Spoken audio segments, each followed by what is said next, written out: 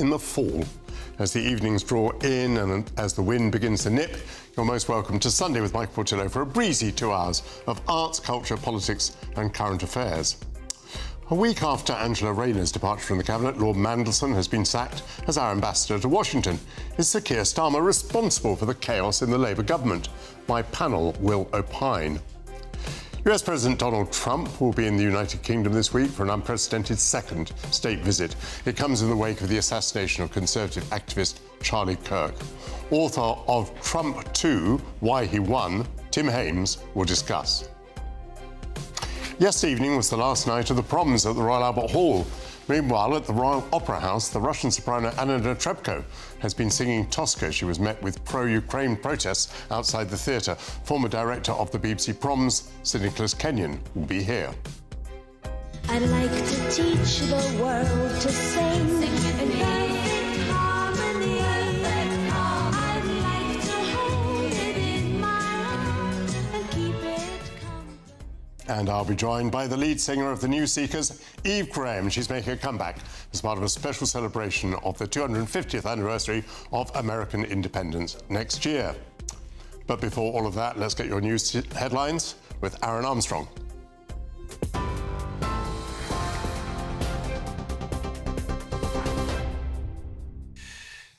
Michael, thank you very much. Indeed, good morning to you. Our headlines. The Conservative leader Kemi Badenoch accused the Prime Minister of lying to Parliament over what he knew and when about Peter Mandelson's involvement with Jeffrey Epstein. It's emerged Sir Keir Starmer was given a report detailing the peer's relationship with the convicted paedophile before Lord Mandelson was named ambassador to the US, and that the PM confirmed his appointment before formal security checks had begun. Peter Mandelson was sacked on Thursday after damning emails he sent to Epstein were published. Shadow Education Secretary Laura Trott told GBNews the Prime Minister should resign if he's found to have misled Parliament. We know that the Number 10 and the Foreign Office had emails from Bloomberg on Tuesday. Peter Mandelson himself said on Tuesday that there were further questions to answer and further things that were going to come out. Are you seriously telling me that at that point the Prime Minister and Number 10 didn't ask what the further information that was going to come out was, didn't see any of the information that had been put to the Foreign Office? I'm not buying it. I've been exceptionally clear that if he's lied, he has to go, and it looks like he's lied. However, the Business Secretary, Peter Kyle, says Sir Keir Starmer was only aware of the full facts after he defended Peter Mandelson at PMQs. The Foreign Office received excerpts of emails. They were put to Peter Mandelson. At the time of PMQs, the Prime Minister had not seen the full emails. He had not seen the response from Peter Mandelson. They came later on in the day on Wednesday, but as soon as that evening, when he had the full emails and the full context, and he could make a decision having seen it. Of course, the first thought from the Prime Minister, as it was with me and many others, is that this was Jeffrey Epstein. It was a criminal, and there are victims out there, and we have to put the victims first and think of them in conversations like this, because they will be re-traumatised by a lot of what they're hearing, and he acted. The Home Secretary, Shabana Mahmood, says those who took part in criminal activity during yesterday's rally in central London will feel the full force of the law. 26 police officers were injured and 25 people arrested at a so-called freedom of speech march organised by Tommy Robinson. The Metropolitan Police says some protesters threw bottles and projectiles at its officers, with a number of them assaulted. More than 100,000 protesters gathered in Whitehall for the Unite the Kingdom rally, which heard from guest speakers including Elon Musk, who urged Britons to fight back or die against the destruction of the country, and he called for a general election. Around 5,000 people also attended a counter-protest in central London organised by Stand Up to Racism. The first deportation flights carrying migrants from the UK to France are expected to take off next week. GBNews understands a number of asylum seekers detained could be deported as soon as Monday as part of a one-in, one-out returns deal which came into force last month. The scheme allows those who cross the Channel illegally to be sent back in exchange for asylum seekers who apply and are given approval to come to Britain. A memorial service for Conservative activist Charlie Kirk will take place next Sunday in his home state of Arizona. The organisation he founded, Turning Point USA, has encouraged the public to celebrate his remarkable life and enduring legacy at a stadium in Arizona, which holds 60,000 people. The co-founder of the right-wing youth organisation was shot dead in Utah on Wednesday. The man suspected of killing Kirk, the 22-year-old Tyler Robinson, is understood to be on special watch to determine if he's a risk to himself or others. He's expected to be charged on Tuesday. Romania has become the latest NATO country to report an incursion into its airspace by a Russian drone. It comes days after Poland said it shot down nearly 20 Russian drones over its borders, which were bound for neighbouring Ukraine. Both Poland and Romania scrambled fighter jets late on Saturday in response. Volodymyr Zelensky, the Ukrainian president, says drone incursions are an obvious expansion of the war by Russia. Families of Israeli hostages being held in Gaza say Prime Minister Benjamin Netanyahu is the one obstacle preventing their return and an end to the war. Demonstrations against the Israeli government's handling of the war continued in Tel Aviv last night. The Hostages and Missing Families Forum say Israel's strike on Qatar last week proves that every time a deal approaches, Netanyahu sabotages it. Well, the US Secretary of State has arrived in Israel amid fresh tensions with US allies in the Middle East. Marco Rubio says Donald Trump's not happy about Israel's targeting of Hamas leaders in Doha. I'm going to get a much better understanding of what their plans are moving forward. What's happened has happened. Obviously, we were not happy about it. The president was not happy about it. Now we need to move forward and figure out what comes next. Because at the end of the day, when all is said and done, there is still a group called Hamas, which is an evil group that still has weapons and is terrorizing. There is still 48 hostages that deserve to be released immediately, all at once. And there is still the hard work ahead of, once this ends, of rebuilding Gaza in a way that provides people the quality of life that they all want. And those are your headlines. Now it's back to Michael.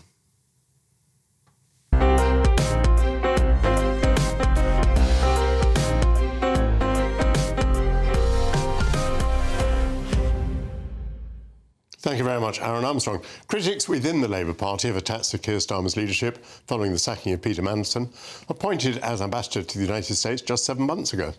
Knives appear to be out for Morgan McSweeney, the PM's chief of staff, blamed for persuading Sir Keir to appoint Mandelson and for defending the ambassador's position last week. Is the Prime Minister responsible for the mess? And is there a move to replace him, perhaps starting with the ousting of McSweeney?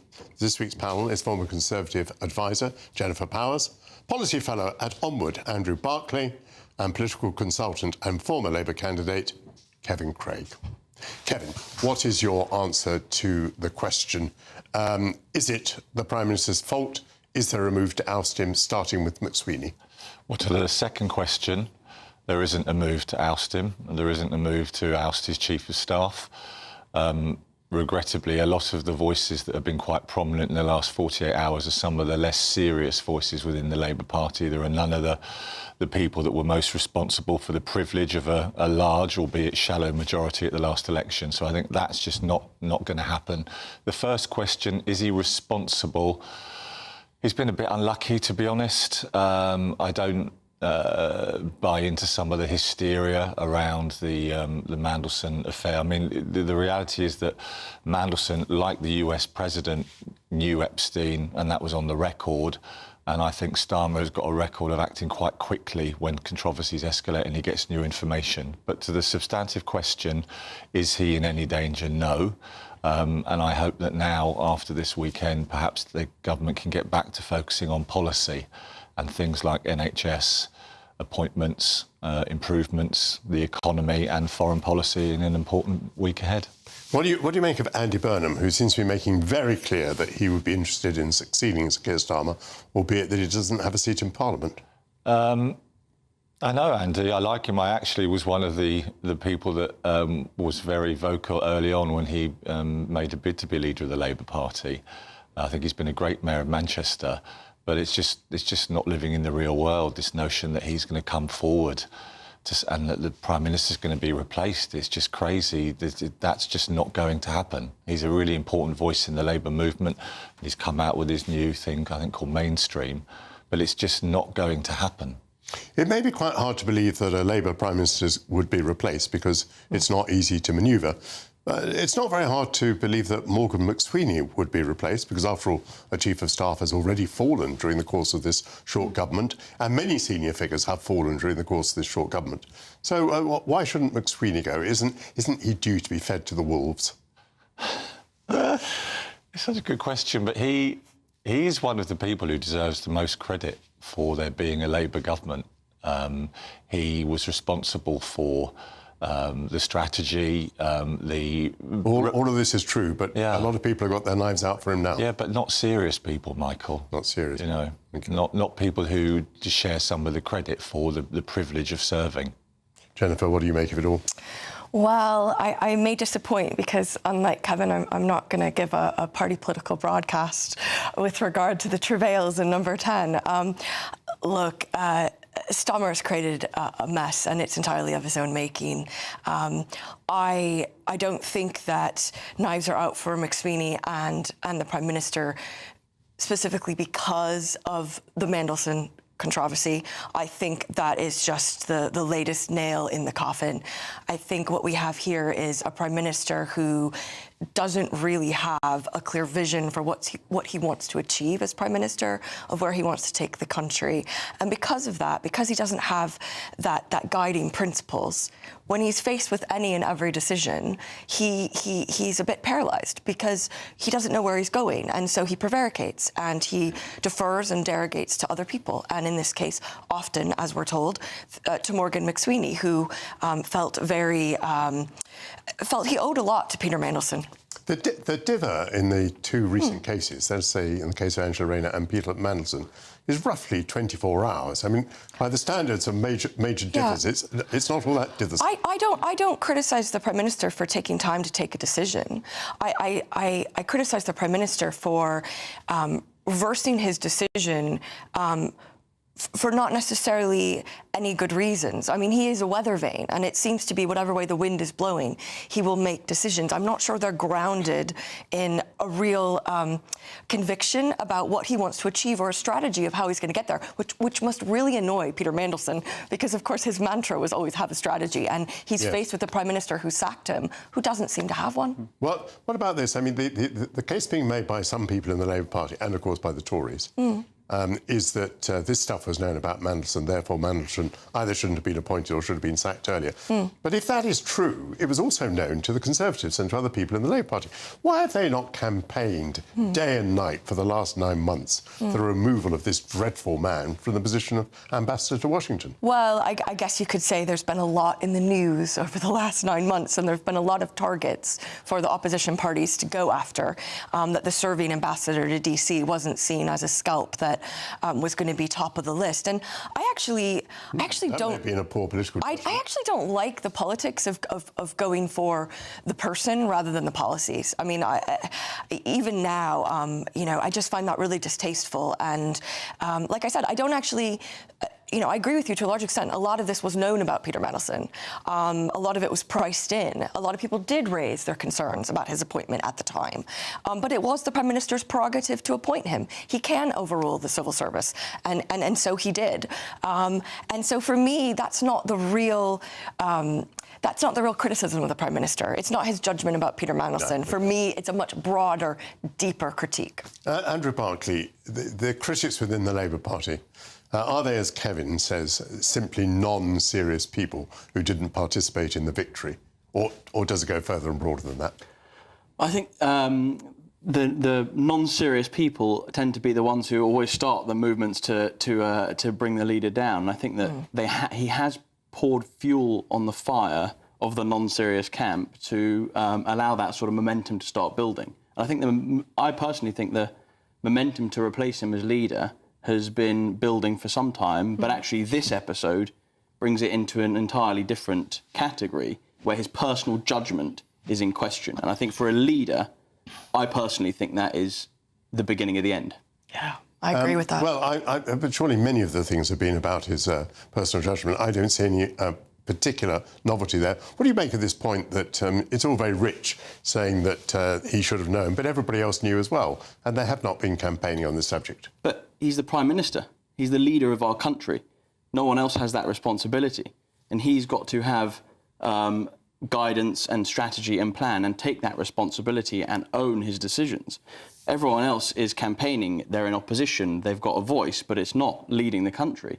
And he's got to be absolutely responsible for the decisions he made, even if it was from McSweeney who suggested it. He's got to own it if it goes well and if it goes wrong. Kevin, I put it to you that another way in which the Prime Minister has made his own problem is by already having fired a Chief of Staff.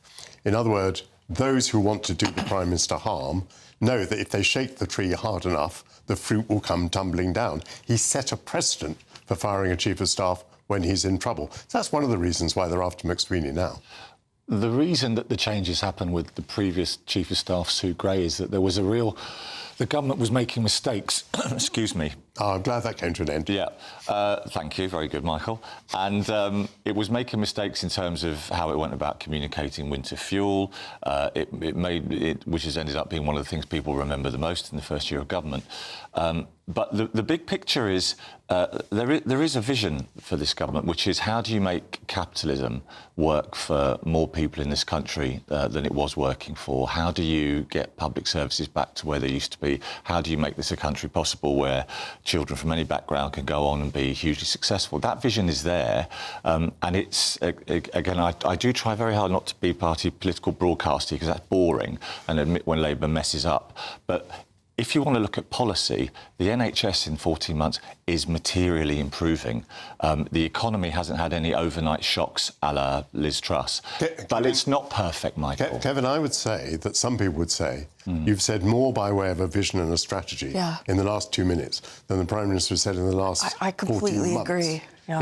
It's precisely the point that the Prime Minister doesn't say things like that seems to be part of the problem. Well, my experience of him, even recently at a business event, is that when he speaks, and he speaks from the heart, and he talks about what's gone right, not wrong, he can really, get people excited, which I'm sure colleagues won't agree with this morning. But I think there is a vision there, which is capitalism working for more people in this country than it has done historically. But we're going to be talking about it for years to come, no doubt. Thank you very much, panel. Jennifer Powers, Andrew Barclay, Kevin Craig. They will return to answer the moral conundrum, does the state have the right to execute murderers? But coming up in the short term, US President Donald Trump will be here in the UK in the next week for an unprecedented second state visit. The president has been deeply upset by Charlie Kirk's murder. Author of Trump 2, Why He Won, Tim Hames, will speculate on the week ahead. This is Sunday with Michael Portillo, only on GB News.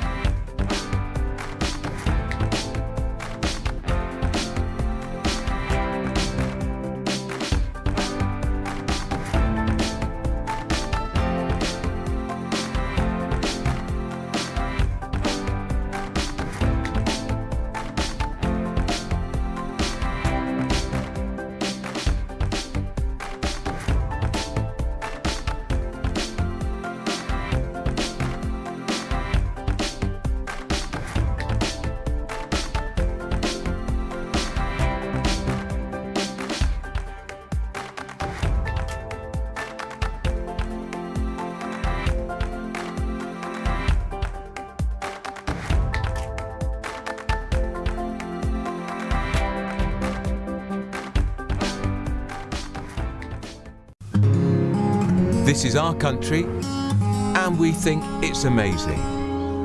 From high tea to the high street, we love it all.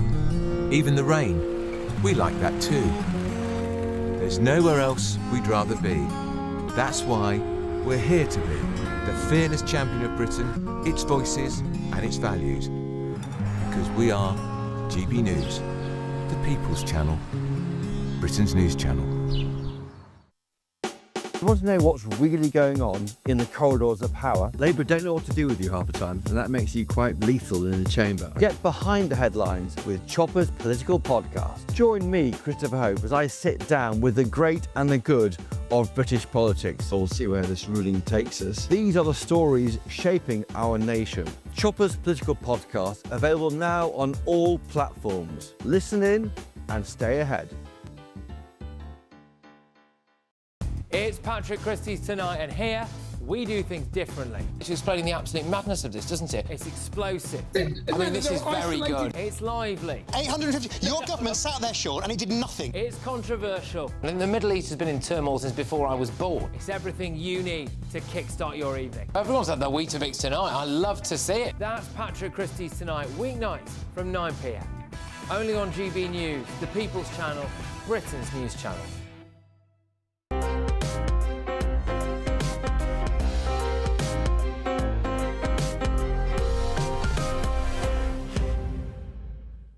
Welcome back to Sunday with Mike Portillo. United States President Donald Trump will be in the United Kingdom this week. Sir Keir Starmer delivered the invitation when he joined the President in the Oval Office earlier this year. The red carpet will be rolled out by the King and Queen and the Prince and Princess of Wales. The visit comes in the wake of the assassination of Conservative activist Charlie Kirk. His widow Erica paid a brave and emotional tribute yesterday. Author of Trump 2, Why He Won, Tim Hames joins me now. Tim, very good to see you indeed. Welcome to GB News. And lovely to be with you, Michael. I'm just wondering, the President obviously is very much affected by this murder of his friend and protege. Do you think that will have any impact on the state visit? Yes, I think the mood on the American side will be more somber. I think that may be of some help in the sense of this is a very unusual state visit. It's relatively short, it's very intense, it's incredibly focused around the monarchy. But in terms of American domestic politics, it now has been to a degree overshadowed by the fact that when the president returns to the United States, it will be to attend the memorial service and presumably the funeral of Charlie Kirk. Yeah. As you've implied there are relatively few opportunities during the visit for political comment. I was quite struck. There's an article by Charlie Kirk published posthumously in The Spectator, in which Kirk reflects upon his visits to Oxford and Cambridge union societies and says that the students don't realise what's happening in the United States. They don't realise the conservative wave which is on the way. They're still closed to conservative ideas. Do you think there's any opportunity for the president to say anything like that? Would he want to, do you think? I think he would be wary of embarrassing his hosts. Charlie Kirk was clearly right in the core point that he made. At the last general election, those aged between 18 and 24, 8% of them voted Conservative. The Conservatives actually finished 5th behind the Greens and Reform UK amongst the very youngest first-time voters. So clearly there is a fundamental difference between the UK, where the Conservative Party is in pretty dire straits amongst almost anyone under the age of 40, and the United States, where one of the reasons why Donald Trump won in 2024 when he'd lost in 2020 was that he did considerably better amongst younger voters and people voting for the first time, irrespective of their age, people who perhaps hadn't voted in their 20s but decided to vote last time round.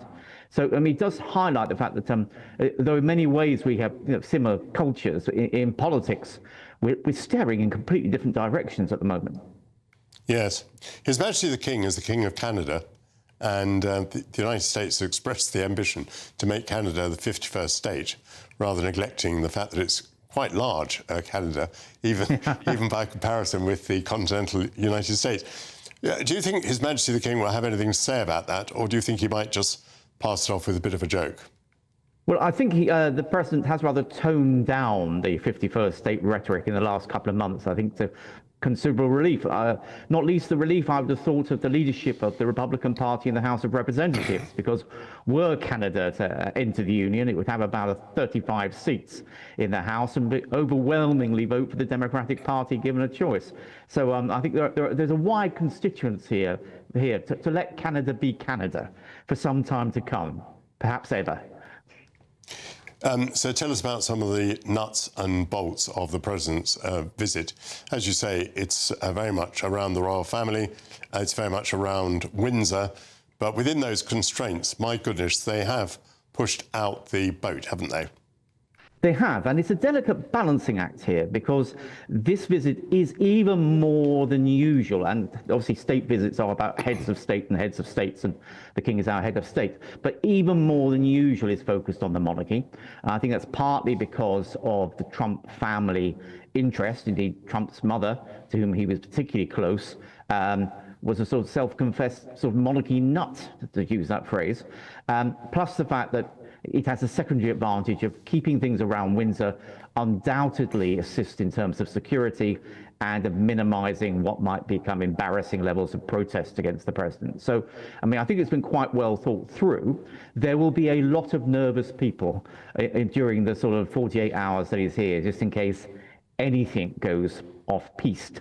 You know, Mr. Trump isn't the most predictable of individuals in what he might say or do at any moment in time. So I think that sort of sense of angst will continue until he's airborne back towards the United States. And in Windsor, he will lay a wreath for Her Majesty Queen Elizabeth II, the late Queen. And there'll be something quite heartfelt in that, I think, won't there? Yes, I think that. I mean, I think he thinks that he and the late Queen got on rather well the last time round. There are contradictory views within the palace as to that situation. Recollections may vary. The recollections may vary. Indeed, the Queen, of course, met every United States president, bar Lyndon Johnson, from being the heir apparent onwards. So she had an extraordinary personal history to her that's unrivaled, untouched, will probably never be equaled in quite the same way. So I think there is a genuine poignancy and a genuine sincerity in wanting to make that symbolic gesture. Thank you very much, Tim Hames. Thanks for coming on. Enjoy the rest of your Sunday. Thank you very much indeed, Michael. The Russian soprano Anna Netrebko, who had been ostracised by Western opera houses since the invasion of Ukraine, has sung Tosca at the Royal Opera House, enduring protests outside the theatre. A former director of the BBC Proms, Sir Nicholas Kenyon, will join me soon. This is Sunday with Michael Portillo, only on GB News.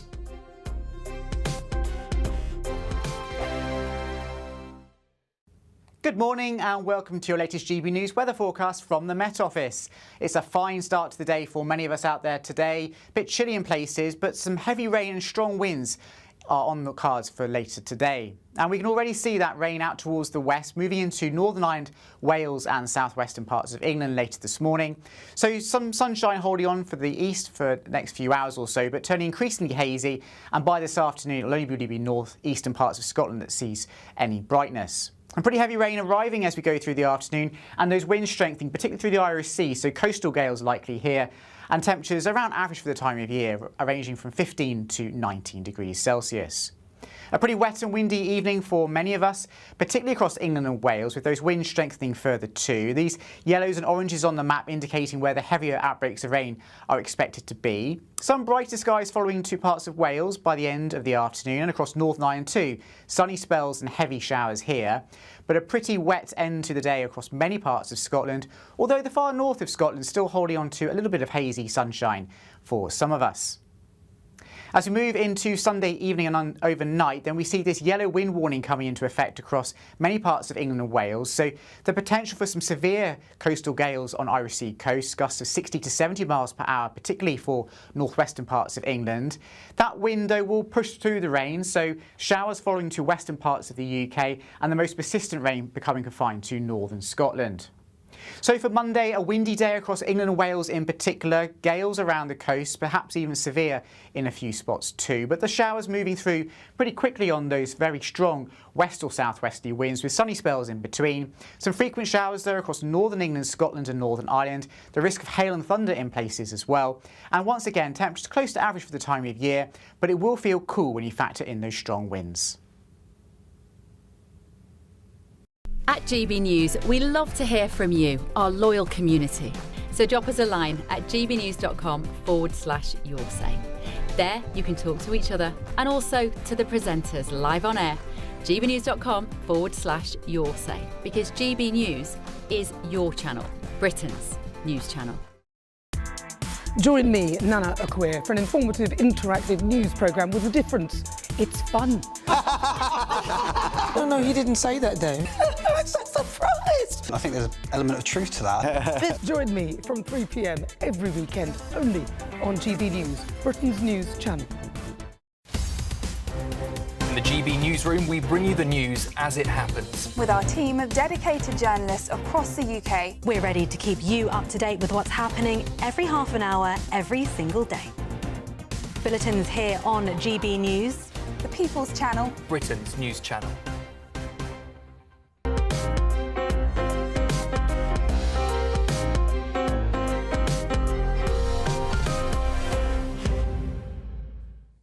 Welcome back to Sunday with Michael Portillo.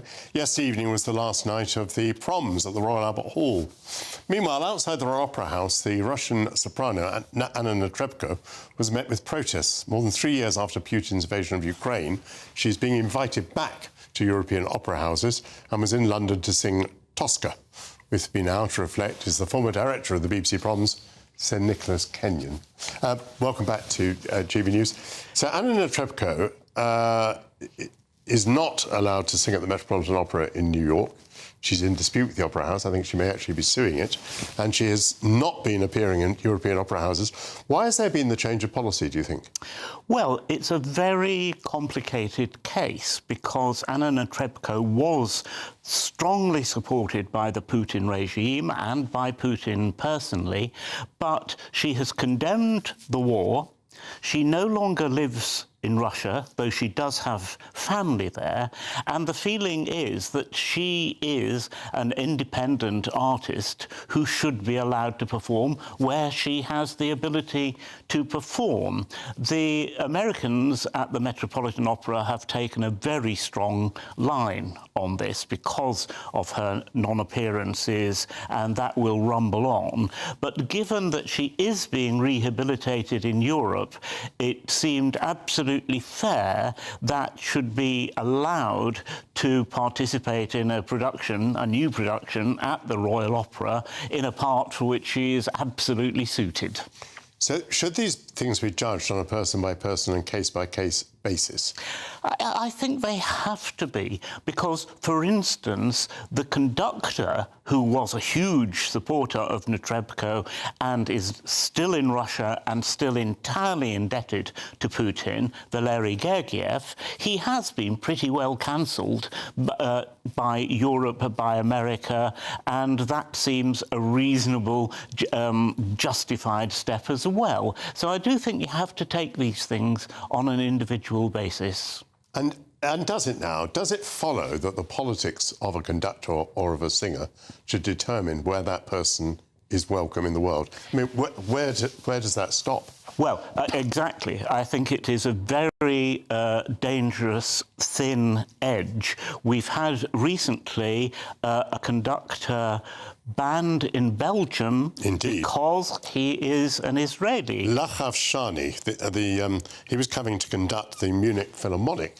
at the Ghent Festival in Belgium, and the concert has been cancelled, apparently because the conductor is an Israeli. And one rather shudders, does one not, when people who, as it were, happen to be Jewish are banned from playing music in Europe. Absolutely shocking. And when you think of the amount that we as a civilization and a culture owe to Jewish musicians from the 1930s onwards, it seems absolutely unreasonable to go that far, whatever we may think about our stance on the conflict. So all I'm saying is that I do think it is reasonable to make an individual judgment in individual cases. Very good. How did Anna Netrebko do in the part of Tosca? Well, you have to say, she hadn't been at the Opera House for 6 years now, and everybody was wondering what's happened to the voice and so on. I first saw Anna Netrebko when she came to the Proms in 1996 and was a sort of almost teenage waif-like figure singing Mussorgsky songs. But here she was in an absolutely tremendous portrayal of Tosca. The vocal apparatus was all there, the characterization. She was very coquettish in the first act in the relationship with the painter Cavaradossi.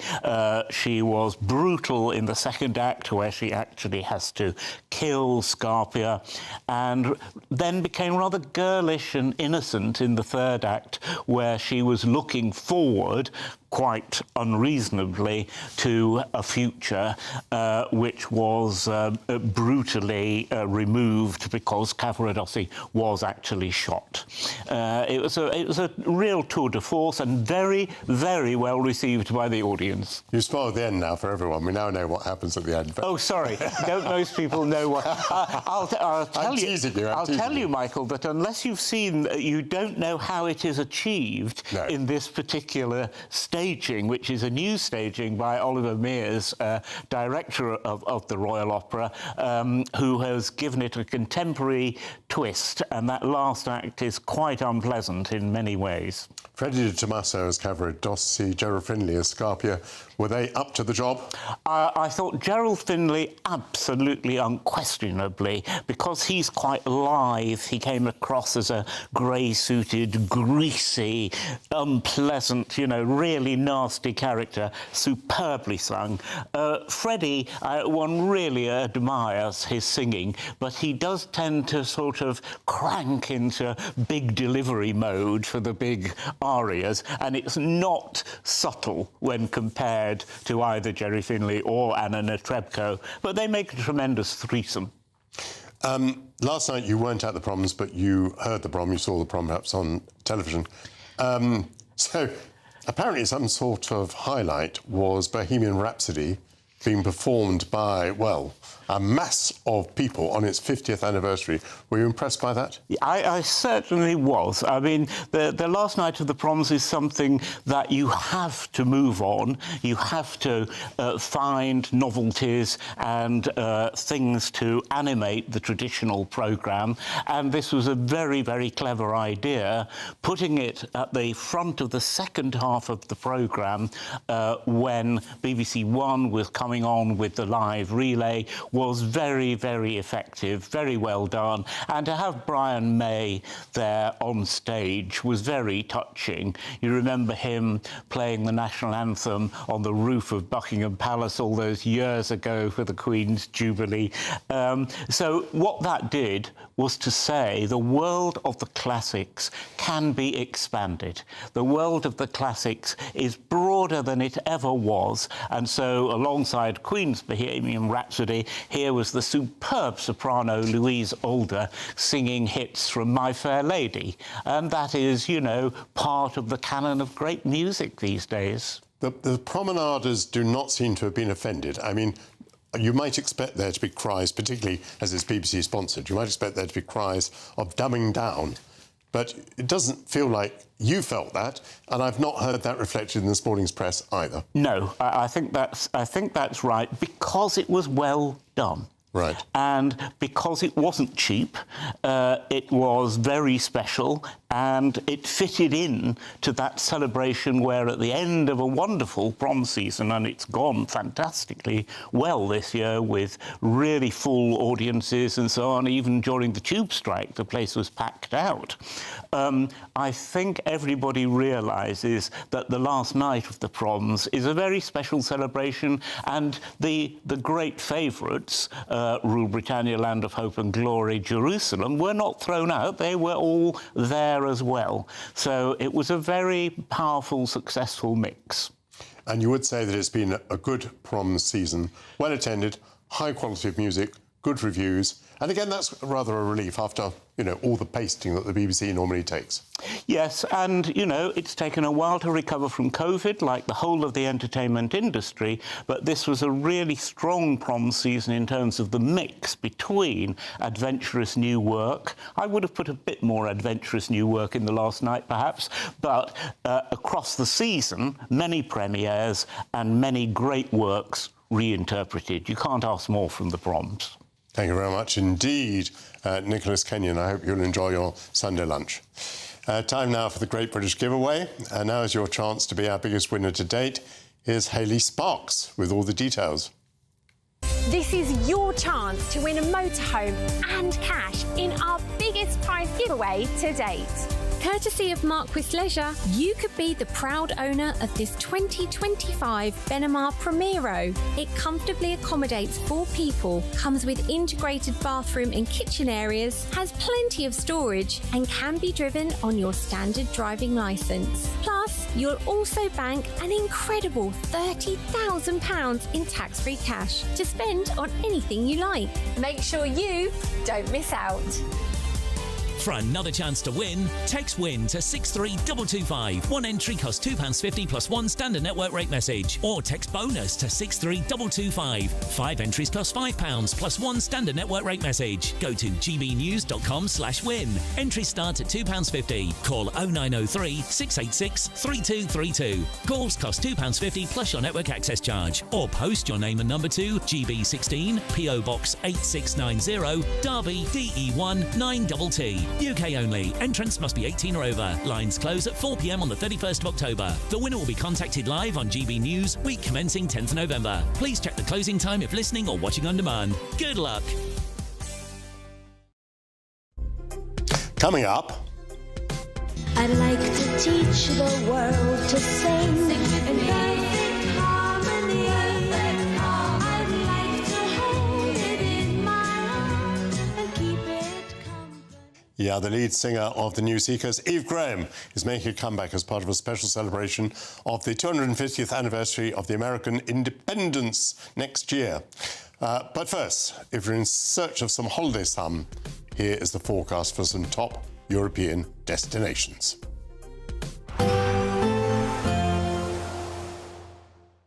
You're looking happy. Well, the forecast looks good.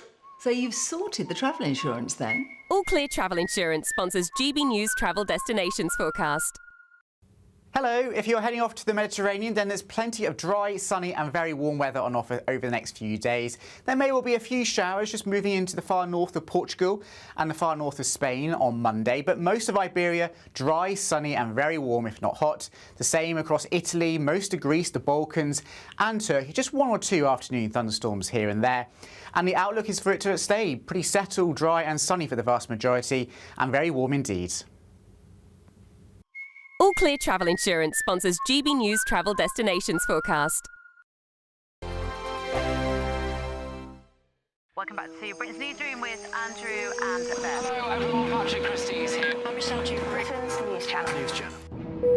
Access the stories that matter to you. Take the GB News family with you on any device. And as long as you have an internet connection. Tune in to GB News anywhere on the planet or beyond. GB News, the People's Channel, Britain's news channel. Britain was once the envy of the world. But look around. A nation that no longer knows what it is or where it's going. A country that's broken. How do we fix Britain? How do we bring it back? Friday night with Matt Goodwin at 8 p.m, only on GB News. Exciting news. Every Friday, my Patrick Christie's Tonight Show is going to have a twist to it. We're welcoming some special guests. You. That's right, on Fridays I'm going to be doing my show in front of a live studio audience because this show is about you and what you have to say. It's going to be the same big debates, same big topics, same big opinions. But every Friday night at 9 p.m, you are invited to come on down to Patrick Christie's Tonight to be a part of the action.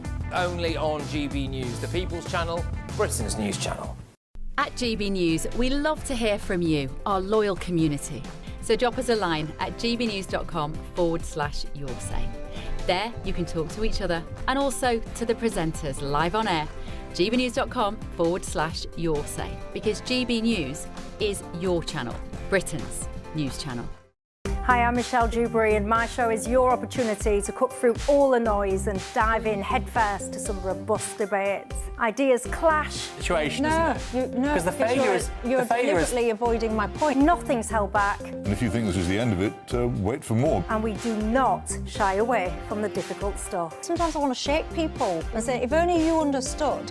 So join me on Jubes & Co weeknights at 6 p.m, only on GB News, Britain's news channel. Join me, Nana Akweer, for an informative, interactive news programme with a difference. It's fun. No, you didn't say that, Dave. I'm so surprised. I think there's an element of truth to that. Join me from 3 p.m. every weekend, only on GB News, Britain's news channel. Mornings don't have to be tiresome, especially if you have the right company.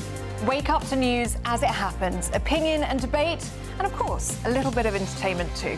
Because when the kettle's on, we're on.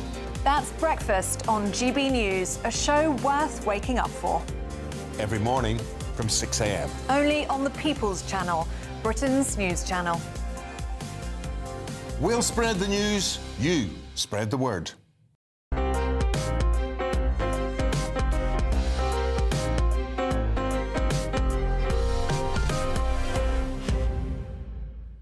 Welcome back to Sunday with Michael Portillo.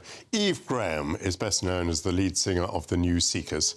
Their hit, I'd Like to Teach the World to Sing, sold more than 20 million copies worldwide. Now she's set to play a special role in celebrating America's 250 years since the Declaration of Independence in a special project devised by the state of Alabama. Eve Graham joins me. Eve Graham, welcome to GB News. Happy Sunday to you. And a happy Sunday to you. Hello. It's lovely to speak to you. Could you give us a brief word, please, about how you started out and how you joined up with the New Seekers? Oh, how I started out. You're going back a long way now, 65 years or something. Started out singing in local bands, and then I went to London when I was 20 and joined the Cyril Stapleton Orchestra in the days of big dance bands. Then joined a harmony group in Manchester for a few years and enjoyed that. And then when the New Seekers were being formed, Keith Potker had heard about me, reputation. Somebody said I was good, I guess.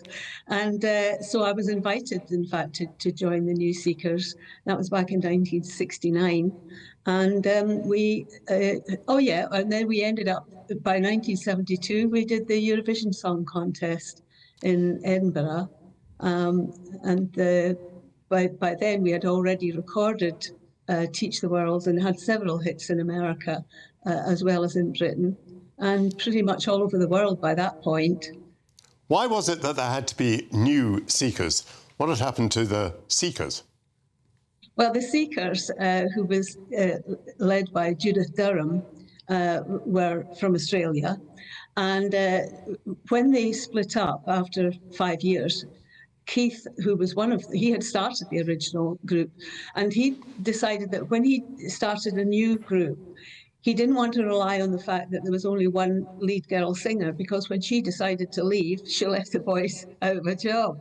So that was why he decided on having 2 female singers and the 3 males, and that we would all take turns at singing lead vocals, which we did. But our first hit in America, I was singing the lead. And from then on, the record company pretty much decided that they wanted it to continue like that for the next several singles that we brought out. So I ended up being Eve Graham and the New Seekers. I'd Like to Teach the World to Sing. This most unusually began as a commercial, is that right, for Coca-Cola? That's right, yes. Coca-Cola had decided that they wanted to make one big, massive commercial for the world. And they invested a lot of time and money in putting it together. And they knew from the outset, as I say, we'd already had a few hit records in America, and they knew right away that it was my voice that they wanted to use. It was because we weren't American, really. They didn't want it to be overly American for the worldwide market.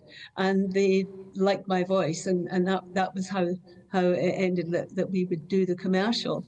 And it was written by Roger Cook and Roger Greenaway in conjunction with the people from Coca-Cola's advertising agency. And the rest is history. But actually, were you surprised? Because I can't think of another precedent. Were you surprised that what had already been shown as a commercial could then prosper and succeed so amazingly as a commercial song? We knew that the commercial was very popular. And in fact, another group had brought out a single of a full-length version of the song. And at that, I remember distinctly the phone call. We were in New York and our manager was in London and phoned me and said, there's already a record out. Do you think we should make a full-length version of the song? And we were at that time, fortunately, in New York with our producer, David Mackay, because we were already recording other stuff. And we talked about it and decided we would go in and he just patched the commercial, 60-second commercial together 3 times, and we made a 3-minute single. And it was out on the market in a few days and shot to the top. Marvellous. What is it you're doing in Alabama? How have you got involved in the celebrations of the 250th anniversary of independence? Well, by invitation, really. For a while, I've had an association here with Travelling Time, a tourism company, just on a friendly basis. And because they travel a lot to Alabama, they had been asked if they could get in touch with me and introduce me to them, because they wanted to invite me over to Alabama to record at Muscle Shoals Sound Studio, which is quite famous in its own way, and its own branch of music. And of course I was delighted and very flattered. So I was going to be going there, and then things started to escalate because Coca-Cola have moved into Alabama now with a new bottling plant and so on. And with the 250th anniversary coming up of the States, this whole thing has escalated. At the same time, I had said that I would like to meet up again with Roger Cook, who had written Teach the World, who's been living in Nashville for many years. So he's an old friend, but we haven't seen each other for years. And as soon as I mentioned his name, they pounced on that one. And so Roger and I are officially now meeting up in Alabama. He will be given the keys to the city of Muscle Shoals for his contribution over many, many years to some great songwriting that he's done. And we're going to do a concert. The other connection here is that I also sang a song called Free to Be You and Me, which was a big project in America, which raises money for St. Jude's Hospital, which is their equivalent, I think, of our Great Ormond Street Children's Hospital. And so a lot of children have grown up knowing this song. And even President Obama said that it's a song that had influenced him when he was young. It inspires young people from any background to go on and do exactly what they want. I think Obama's a great example of that. So because of my connection with that, I'm going to go across and I'm going to be singing these 2 great songs, Teach the World to Sing and Free to Be You and Me, as part of their celebrations. Well, clearly your speaking voice in fine form. I'm sure your singing voice is as well. And maybe you'd be available for Britain for Eurovision, because in your day, we used to do rather well. Oh, well, somebody's only got to ask me, and I'll be open the fridge door and I'll do half an hour. Excellent. Eve Graham, thank you so much. Enjoy the rest of your Sunday. Have a marvellous time in Alabama reviving those songs. Thank you, Michael. Well, that concludes the first hour of Sunday with Mike Portillo, but please rejoin me at noon where my panel will consider whether the state should have the right to execute murderers. Stefan Kyriazis will be here. He's going to be raising the curtain on theatrical life in London this past week, talking about two titles, Creditors and Not Your Superwoman. Today is Battle of Britain Day, marked annually on the 15th of September. Historian Phil Craig will reflect on the 85th anniversary. And in the latest instalment of our Taste of Britain series, Anthony Murphy from the Beefy Boys will join me to talk about the best of British burgers. So, you're watching Michael Portillo on GB News, Britain's news channel. See you at noon.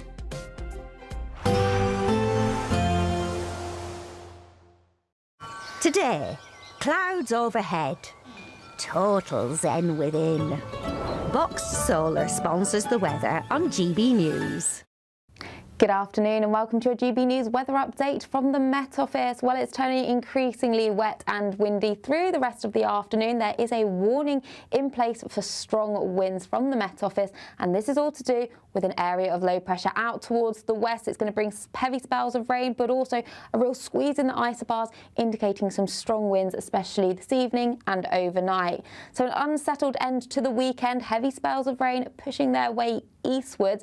Then behind that, it's a case of blustery showers, but strong winds, especially along the exposed coast, 60 to 70 miles per hour, but even inland, 45 to 55 miles per hour.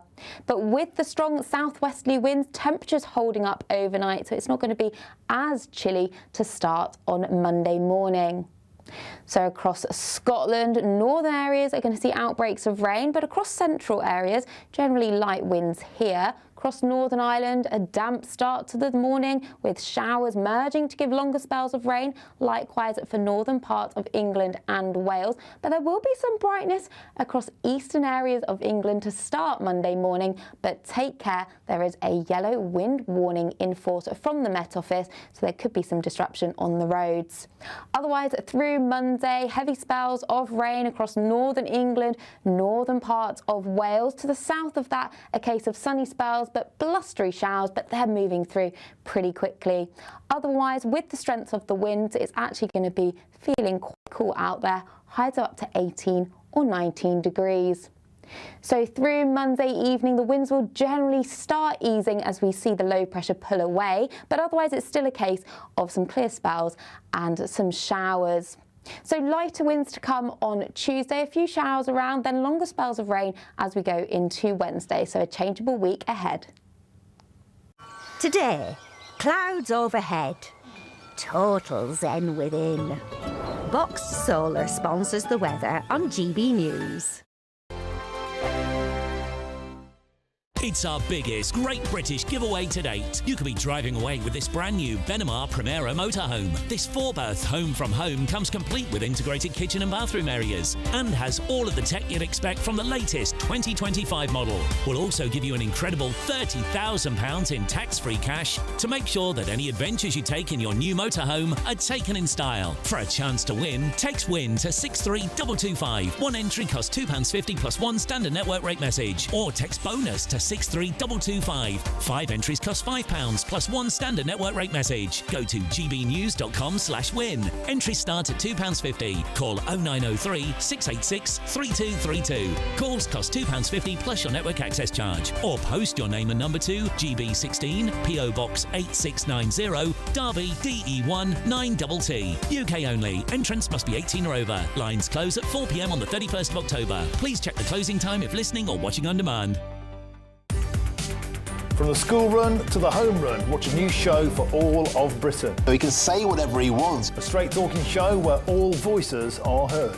And, you know, when are we going to stop talking about smashing the gangs and actually do it? With the stories that matter from every part of our country. There's a bit of a crash landing there for your Chancellor. Bold, fearless and standing up for you. That's me, Martin Dormy, 3 p.m. till 6 p.m, weekdays, here only on GB News. The People's Channel, Britain's news channel. Westminster's full of talk, but out here, it's the real world. Am I allowed to talk now? No, that's it. This is where it matters, real people and real lives. That's what politics is all about. The fact is Trump made a good start, no. Straight answers, no spin, and just a couple of pints. How many fingers have I got up? About 10. So join me for Lee Anderson's Real World every Friday at 7 p.m, only on GB News. The People's Channel, Britain's news channel.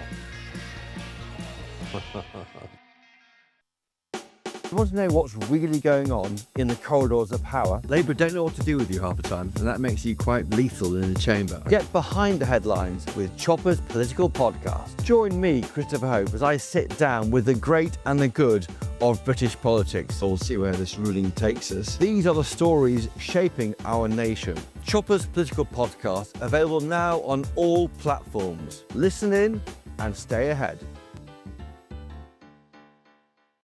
It's Patrick Christie's Tonight, and here we do things differently. It's explaining the absolute madness of this, doesn't it? It's explosive. I mean, this is very good. It's lively. 850. Your government sat there, Sean, and it did nothing. It's controversial. And the Middle East has been in turmoil since before I was born. It's everything you need to kickstart your evening. Everyone's had their Weetabix tonight. I love to see it. That's Patrick Christie's Tonight, weeknights from 9 p.m. Only on GB News, the People's Channel, Britain's news channel.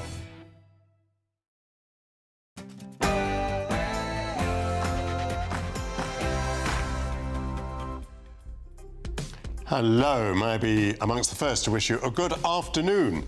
Amidst the blustery conditions this weekend, I welcome you to the second hour of Sunday with Michael Portillo for further debate, theatre, history, food for thought and food. My panel will be back to debate the ethics of capital punishment as President Donald Trump says that Charlie Kirk's killer could face the death penalty.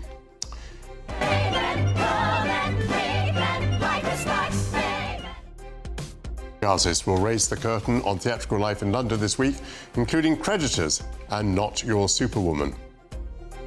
Tomorrow is Battle of Britain Day, commemorated annually on the 15th of September. The event will mark 85 years since the Luftwaffe launched its largest and most concentrated attack against London in 1940. We'll be marking the day. And in the latest instalment of our Taste of Britain series, Anthony Murphy from Beefy Boys will join me to talk about the best of British burgers. But first, your latest news headlines from Aaron Armstrong.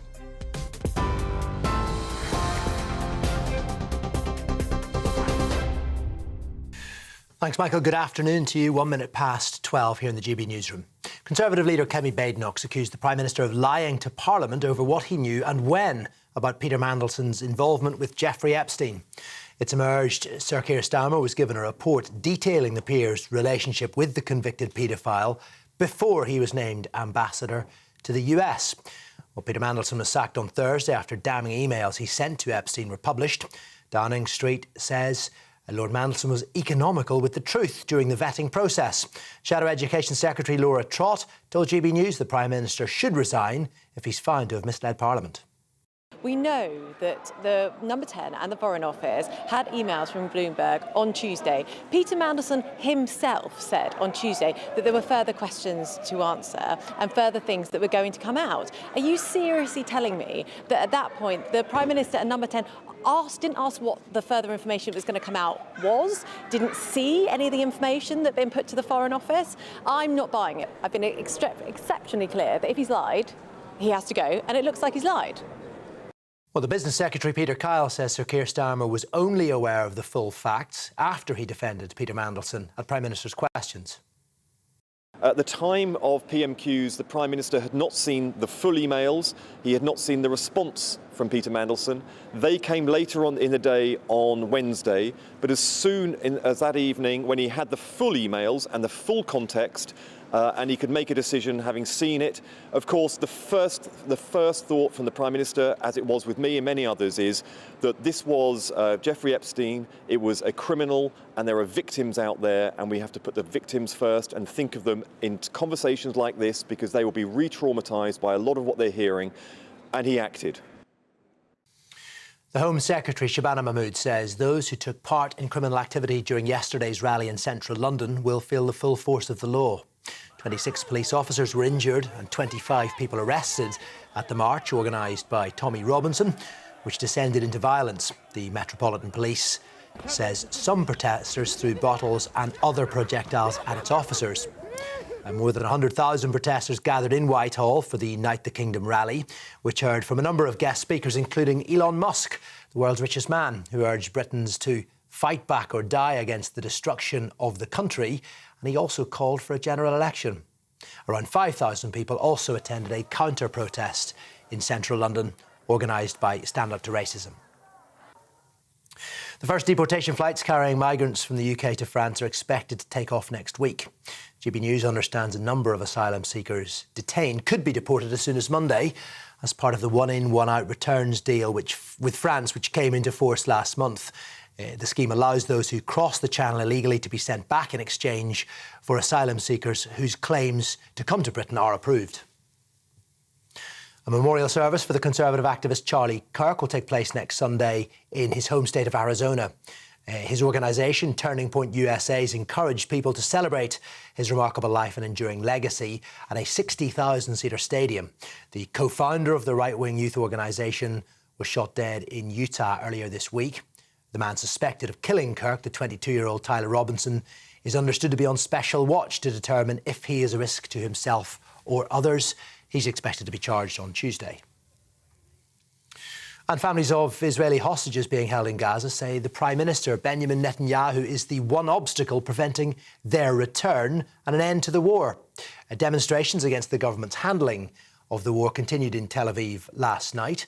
The Hostages and Missing Families Forum say Israel's strike on Qatar proves every time a deal approaches, Mr. Netanyahu sabotages it.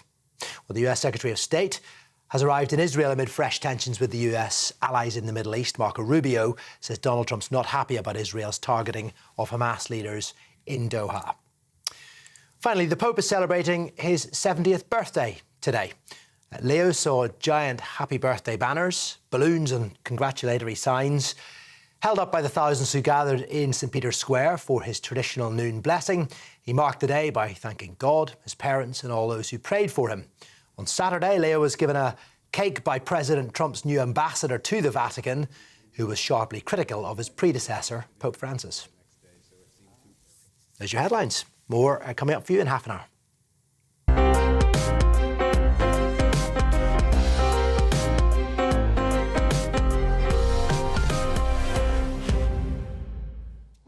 Thank you, Aaron Armstrong. Charlie Kirk was apparently assassinated in cold blood. President Trump has said that in the event of a conviction, he would hope that the perpetrator will be executed.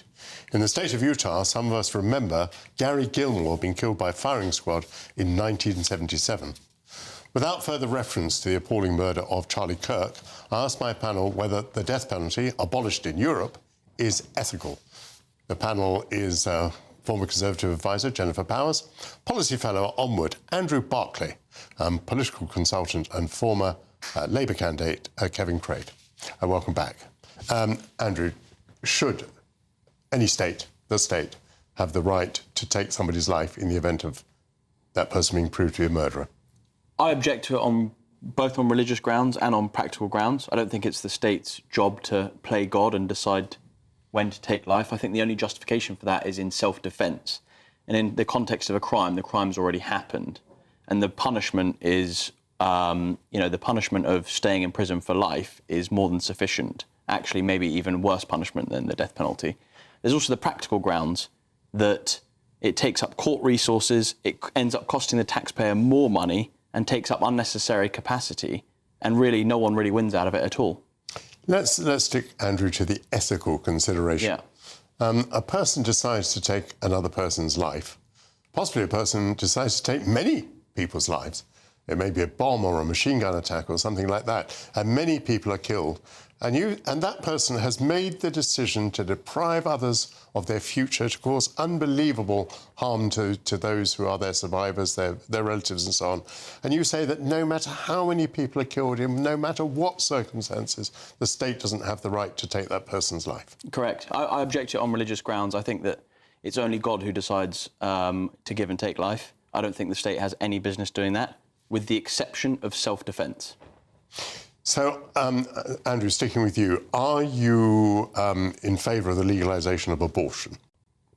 It depends. It depends in this country. It depends in the context in which, I mean, the recent move to decriminalise it, I'm firmly against. No, but you see what I'm getting at. Do you have a principled objection to the interference in human life? Are you against abortion per se? You're against the death penalty on religious conviction. Yeah. Are you against abortion? Are you against euthanasia, assisted suicide, on the same basis? I think they're all completely separate things. I don't believe they're that consistent. I think that abortion in this country was in the right place for a very long time, and I'm against decriminalising it, as we have done recently. But why are they different? If only God, I'm quoting you, if only God has the right to take life, why does man have the right to take the life of a fetus? Because why does man have the right to assist people to take their own lives through suicide? Because there's a whole... There are other variabilities when it comes to abortion, including the health of the person, the well-being of the person who's carrying the child. And I think we have to... it's a very fine line, and it's not... But that's not real, is it? Because in most cases, there's no risk to the mother's life. It's just a choice. It's part of the way society lives today. In many cases there are, but I think that you have to take into account the person who is carrying the child. On assisted dying, I am against it as well, because of the same reasons. I don't believe that... I think suicide is wrong. And although there are some small examples where you feel very compassionate for the person, I think the reality is the law opens up a slippery slope and will open up far more cases to assisted dying than the small amount of people who we could all generally have compassion for. And I think overall, I just object to the state playing God. Jennifer Powers. Well, I'm going to agree with Andrew in that I also don't want to live in a country where the state has the ultimate power to take someone's life. I think in many cases the person deserves to die. I don't think that's really what we're talking about here, because there are people who do horrific things for which it's understandable that the victim's family or other people in society may feel that their death is warranted and that retribution is called for. That's a very human response, and I can completely understand that. But as someone who is just inherently suspicious of the power of the state, I wouldn't want it to have that ultimate power. And there's very few countries now that do have it. I think Japan and Taiwan and the US are the few advanced democracies around the world that do have the death penalty. In the US, I think there's only 16 states that have executed someone within the last decade. So it's not very common. No, I'll accept that, although only 16 states. It is 16 states.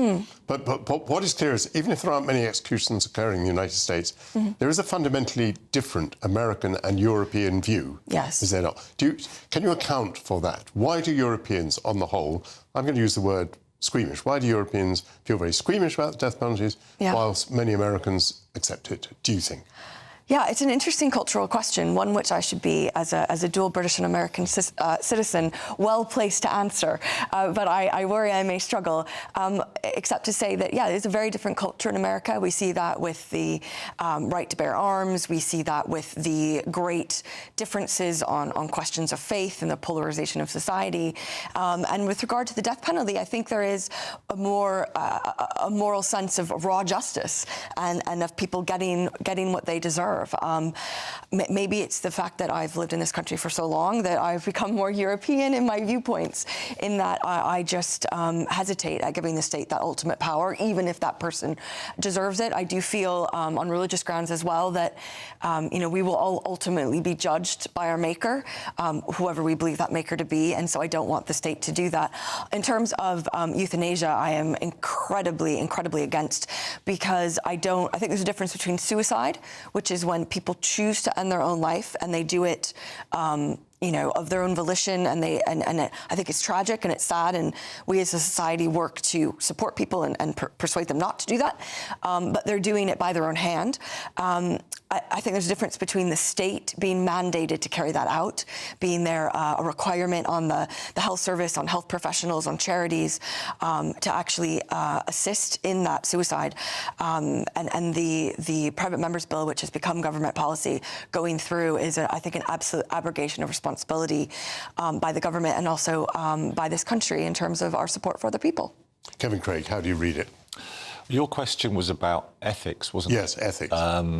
And I think my personal view, which has changed over the years, I used to be against any discussion around the death penalty because I was worried that the British state could get it wrong. And certainly there are Irish people that wouldn't be alive now if we go back to previous miscarriages of justice. However, ethically, I think I'm open to there being more of a discussion on this point because I think the ethics as such emerged very much in ancient Greece, and even Socrates himself, when he received a death sentence from his own society, took it on the chin because he thought it was entirely consistent with broader principles of fairness and justice.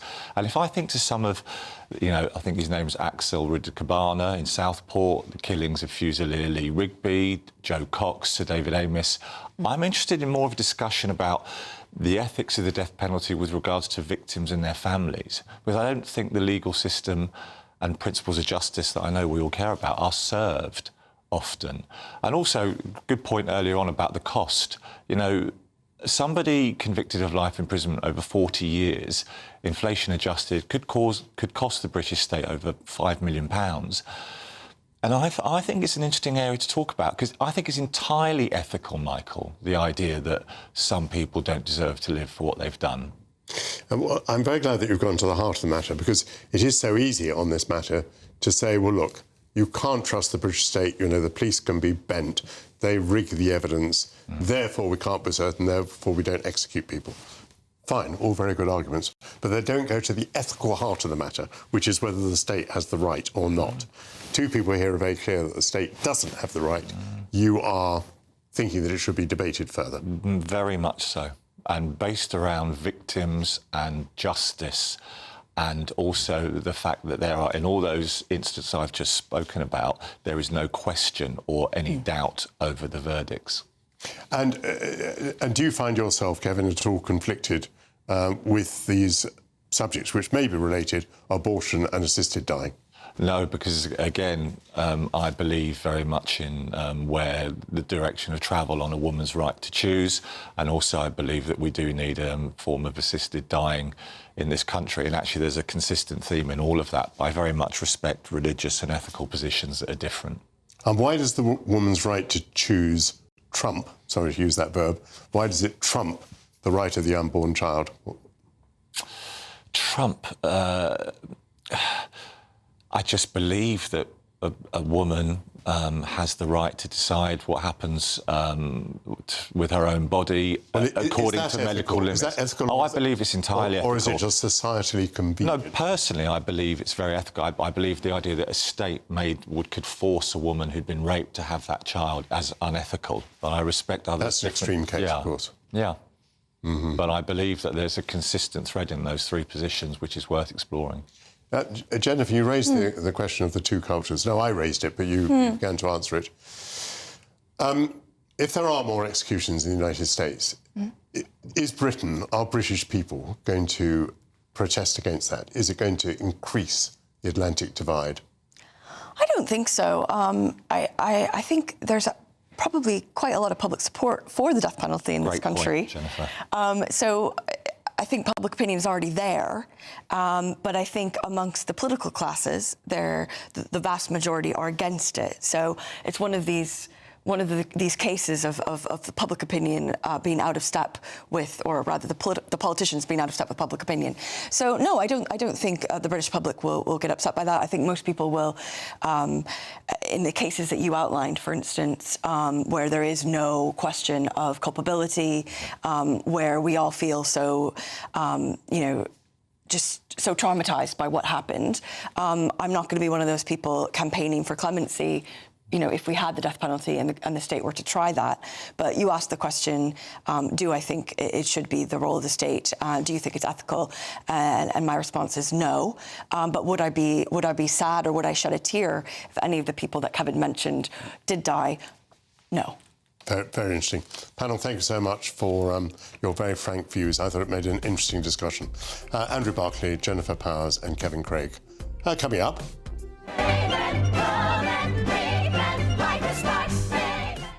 Stefan Kyriazis will applaud London's latest theatrical offerings. This is Sunday with Michael Portillo, only on GB News. Thank you, Pamela.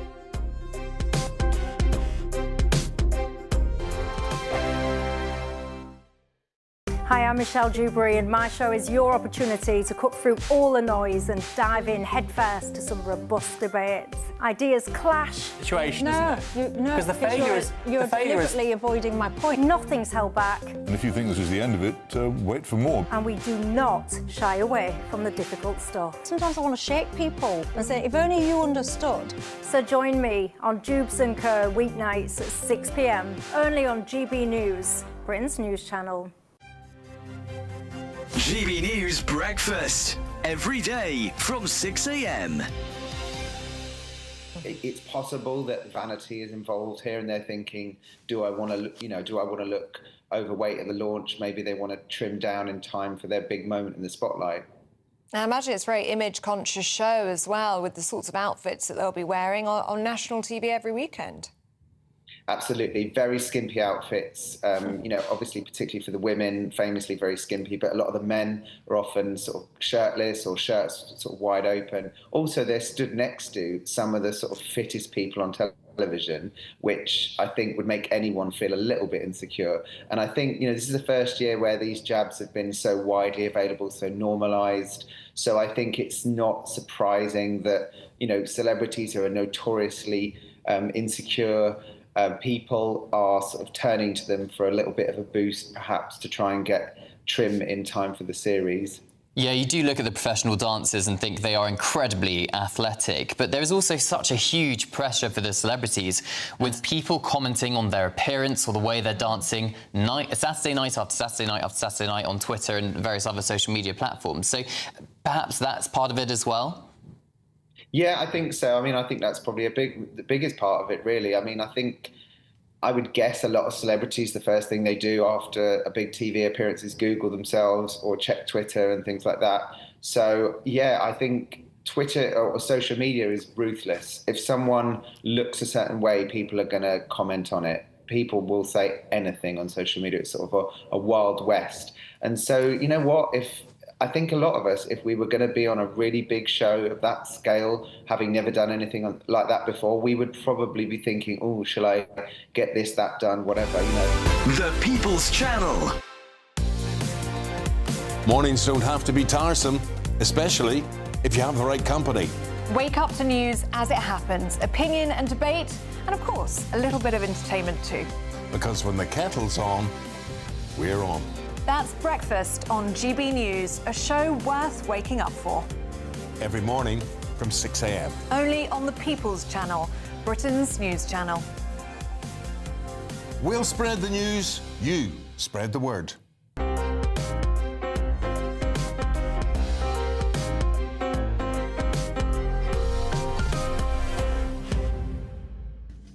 Welcome back to Sunday with Michael Portillo. Stefan Kyriazis, who's been compared to a ray of sunshine, now turns the spotlight on the London theatre this week. And he's accompanied by Rafa. Very good to see you both. Good to see you. Have you had a good week in the theatre? I have, although it's you that's resplendent in oranges and reds, not me. I should need my sunglasses. Yeah, it's been a busy week in the theatre, and we're preparing. The next 2-3 weeks are crazy. This is when everything opens. And we've got an awful lot of big names, and we're kicking off with some... In terms of kind of the old-school thespian, we've got Charles Dance, Geraldine James and Nicholas Farrell. That is amazing. That's a pretty sort of Bentley-level class. And they're in a very tiny theatre, the Orange Tree Theatre down in Richmond, which is gorgeous. We've got a little background, you can see there. I mean, it's a tiny stage, 3 rows around, 1 row in the balcony. And they're in Strindberg's The Creditors, 1888. He slightly predates Ibsen with all that kind of Scandi noir, kind of cool, lacerating examination of human nature. And this one, they are a class act. And Charles Dance can do saturnine, slightly patronising, slightly menacing in his sleep, which is how the first act unravels. So we've basically got him as Gustav, and he's with the unfortunately named Adolf, who is an artist. And they've become friends 8 days ago, just at the same time that Adolf's wife, Tekla, had gone away on one of her many trips, because she is free-spirited and she's also free-loving. And basically, Gustav is gaslighting Adolf. He's telling him his art is terrible, it's not relevant anymore, he's changed to sculpture. Adolf is so easily led, so weak. And he's also implying that his wife is bad news. And he basically refers to all women as cannibals. And she says, she's eaten, she's devoured your courage, your knowledge, your soul. And this is what all women do, because they're empty vessels and they take everything from men. So there's all of this going on the whole time. It's a little bit frustrating because you want to slap Adolf, but dance is very good at that sort of thing. Tekla comes back and Gustav has handily just disappeared out the back. And suddenly her husband is rather cool with her. And Geraldine James, mid-70s, radiant, girlish, amazing. But she's very bristly after a while that he's being so unkind to her suddenly. He, as agreed with Gustav, goes off. Gustav comes back on. Tekla, of course, goes, my ex-husband, which we all knew pretty much all along. But he's suddenly flirtatious and charming, and again, dance does it very well. And he basically wants to expose how feckless and superficial she is until she rumbles him. Big dramatic ending. It purrs along. It's so elegant. It's so classy. They're all so good at it. They're also 2 to 3 times the age that the characters are supposed to be, which is age-blind casting, apparently. I kind of hoped it would just bring in extra levels of pathos and pain and the added years and regrets and things lost, but it didn't really. For me, it just was a bit metronomic. It just tick, tick, tick, tick, ticked along. There was no real chance for pauses. 80 minutes, no interval, which none of us are arguing about. How do you get these 3 superstars into such a tiny theatre? I have no clue, because there couldn't. I'd guess there's about 100, little over 100 people in the audience. So I'm guessing they're doing it for the love of it, for connections, crazy, for a theatre they have sort of connections with. Yes. And this one is running until October the 11th. So again, a short run as well. I believe these 3 were last together in a Jewel in the Crown, yes, which was shown in the 1980s. Yes. I mean, you can see there how tiny it is. It's a thrill to see them all so close. For me, a little bit underwhelming. OK. Speed you up slightly. What else have we got? Not Your Superwoman. Another tiny theatre. This time we're heading up North London. And this one is in the Bush Theatre, up in Shepherd's Bush. Golda Rosheuvel, who has suddenly become very famous because she's in Bridgerton, and Letitia Wright, who was in the big Marvel films and in Black Panther. Again, that's the size of the stage, a little bit bigger theatre, but these are 2 big, big names. Not Your Superwoman is mother and daughter heading back to Guyana to spread the grandmother's ashes. And it's a story about generations of women stretching way before them, inherited pain, inherited trauma, and the idea, which is a brilliant starting point, that black women very often raise families on their own, and even if they don't, they hold everything together. But then they, at the sacrifice of their own needs, and then in making their daughters strong to protect them, they repeat the pattern, and the daughters then. So it's about the daughters trying to re-access her feelings, reconnect with her mother. The first half, Golda Rosheuvel is mesmerising, enchanting and hilarious. Deadpan, dry. It's obviously all the protections that she uses, but she had the audience in the palm. There's some dancing, there's some karaoke. The backwards and forwards, at first, is like mother-daughter bickering. It's wonderful. And then as they start to unravel, you start to see there is past trauma and things that happened back in Guyana. Again, a little bit rushed for me at the end. Another 80-minute show straight through, another tiny venue, another chance to be so up close and personal with these major people. A black-themed play with black actors, black writers and producers. Wonderful. Pretty much sold out. However, today ticks, people. They have rush tickets every day for shows. Go on and check them out. And what's your last thing? Finally, a bit of sunshiny, colourful joy. You wouldn't have looked to miss there. High up in the Highlands, splendid colours. Brigadoon up at the Regent's Park Open Air Theatre. We've got a tiny little clip of the trailer just to cheer us all up at the end.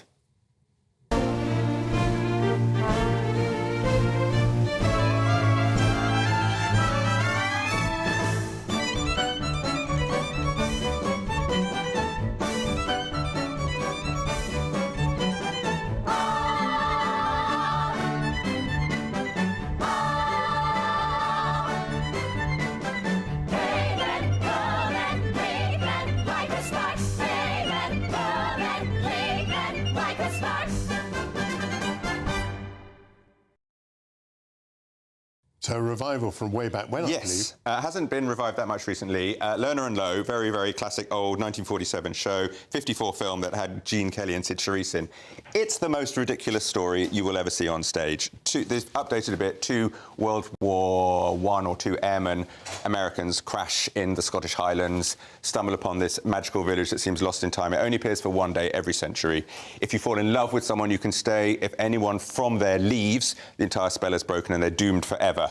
There's lots of singing, there's a marriage, there's heather people commented, being planted and plucked and planted and plucked the whole time on the spectacular set. I don't know if you can see all those trees there.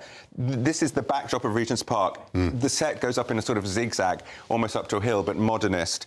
It's one of the most beautiful things I've ever seen. People just disappear out into the trees. It's wonderful, joyous, fun. The story is terrible. It really is. It makes no sense. And the 2 leads were very good. It has to be said, the second and third couples were excellent. But it's fun and beautiful. There are bagpipe players, Scottish drummers coming down through it all. So a bit of joy, and it's only on. This is its final week, which is why I wanted to get it in. So just for a bit of joy, Michael. And you need a thick coat by this time of year, I Yes, think. take your umbrella. Thank you very much, Stefan Kyriazis, and, of course, Rafa. Just briefly, some breaking news coming in. There are reports that British boxing legend Ricky Hatton has died aged 46. Greater Manchester Police have said that a body was found at Hatton's address. The death was not treated as suspicious. We'll bring you up to date with the latest on those reports throughout the day. Coming up. Tomorrow is Battle of Britain Day, respected annually on the 15th of September. We're at the 85th anniversary of the Luftwaffe's largest and most concentrated attack against London in 1940. We'll be marking the day. But first, news headlines from Aaron Armstrong.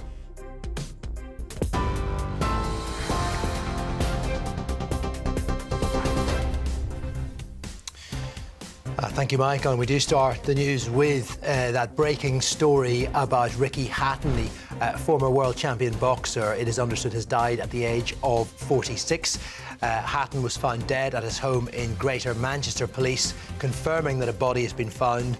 The death is not being treated as suspicious. He would have turned 47 next month, and he has spoken in the past openly about his battles with addiction, mental health, and drug and alcohol addiction. He has overcome suicide attempts in the past. It is a breaking story. More news on this as soon as we get it. Meanwhile, Kemi Badenoch has accused Sir Keir Starmer of lying to the whole country about what he knew regarding Peter Mandelson's relationship with Jeffrey Epstein. The Home Secretary, Shabana Mahmood, has condemned protesters who attacked police at a march in central London yesterday.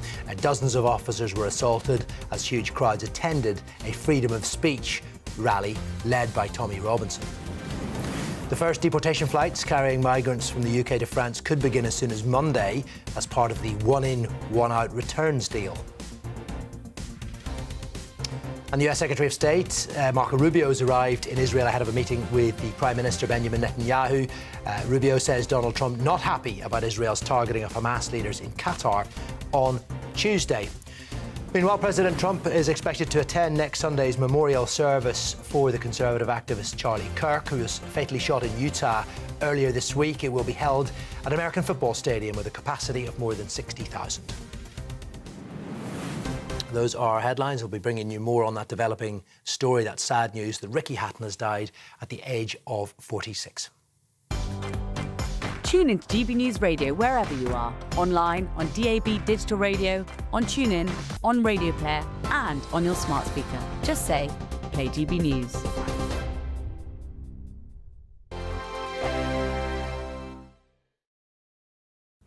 Hello and welcome to your GB News weather update from the Met Office. Well, it's been a chilly start, especially in the east, but it is going to be turning increasingly wet and windy later and remaining unsettled as we go through the week. So having a look at the bigger picture, we've got this area of low pressure that's going to be moving through, accompanied by some strong winds with that real squeeze in the isobars. So plenty of sunshine first thing across eastern areas, but that sunshine will be turning increasingly hazy and cloudy through the day and out towards the west across Northern Ireland, Northern England, Wales and the southwest of England. Unsettled here with heavy spells of rain and strong winds. Coastal gales likely in the west. So feeling unpleasant underneath the outbreaks of rain and strong southwesterly winds. The best of the sunshine, though, across northern parts of Scotland, so plenty of late evening sunshine across Orkney and Shetland, but unsettled across western Scotland. Heavy spells of rain through this evening. Showers across Northern Ireland later, some of these heavy, possibly thundery. Some drier spells coming into Wales later, but the winds really ramping up here, and then an unsettled end to the day across much of the southeast of England. So through Sunday afternoon and evening time, that's when we have a yellow wind warning in force from the Met Office. We could see gusts up to 60 or 70 miles per hour. And then through the night, it's a case of blustery showers moving through. Some of these could be on the heavy side, but with the cloud, with the rain, with the strong winds, the temperatures will be holding up overnight compared to the night just gone. So take care through Monday morning, some strong winds, even gales inland, and then heavy blustery showers across Northern Ireland, Northern England, merging to give longer spells of rain across Wales. To the south of that, it is going to be a case of sunny spells, a few showers, but they'll be moving through pretty quickly. It's going to be feeling cool out there, highs of 19 degrees. 5 hosts, 5 opinions, 5 fearless debates, 5 unfiltered takes on the day's news. 5 reasons not to be anywhere else on Saturday night. This is the Saturday 5. You got me.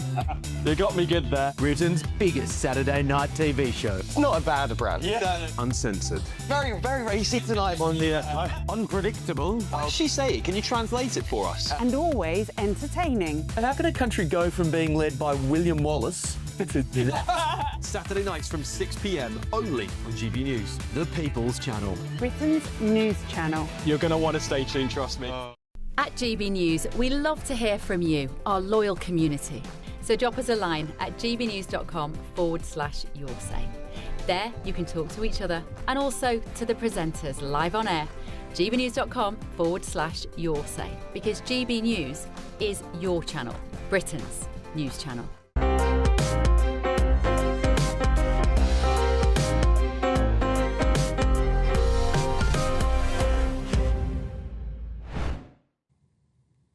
Welcome back to Sunday with Michael Portillo. Briefly back to the breaking news that is coming in. There are reports that British boxing legend Ricky Hatton has died aged 46. More on that throughout the programme and the day. Change of subject. Never in the field of human conflict was so much owed by so many to so few. So said Sir Winston Churchill during the Battle of Britain in 1940. Tomorrow is Battle of Britain Day. It was on the 15th of September that the Luftwaffe launched its largest and most concentrated attack against London. With me now to reflect on the 85th anniversary of the battle is historian and author of Finest Hour, Phil Craig. Very good to see you, Phil. Very happy to be here. So, on this, during this period, a period of some weeks, the RAF kept the Luftwaffe at bay, with, of course, considerable losses. And the story as commonly told is that this avoided an invasion of Britain. Comment on that thesis, if you would, please. I think the real danger in 1940 was a sort of political and moral collapse. I think fear, it's a story about fear. The Germans seemed invincible. They'd swept through France. They'd swept through the Low Countries. There was a great shock. Certainly around the world, many leaders of Commonwealth countries, and indeed Roosevelt, was very anxious that Britain would fall quickly. It would not be through an invasion, I don't think. I don't think that was ever really practical. I mean, Britain had the largest navy in the world. The Germans had a very, very small navy. And even with a lot of air power, it's very hard to drop a bomb on a destroyer moving very quickly. And actually, all you need is 1 or 2 to get into the invasion fleet, which, by the way, would have been wooden barges to destroy it. So I don't think it was that. I think it was the fear of, do we really want to face a long, drawn-out war again? Can we cope with a U-boat blockade? And the fear of terror bombing. And I think persuading the nation, and indeed his own party and his own government, to face that fear and realise it could be overcome was Churchill's single greatest achievement. What was the greatest achievement of the Royal Air Force at this time? Well, actually, I think even now, and we celebrate this anniversary year after year, I think even now we underplay how remarkable the RAF Fighter Command was, especially Dowding. I mean, Dowding is a second Nelson. He creates this extraordinary, modern, state-of-the-art system.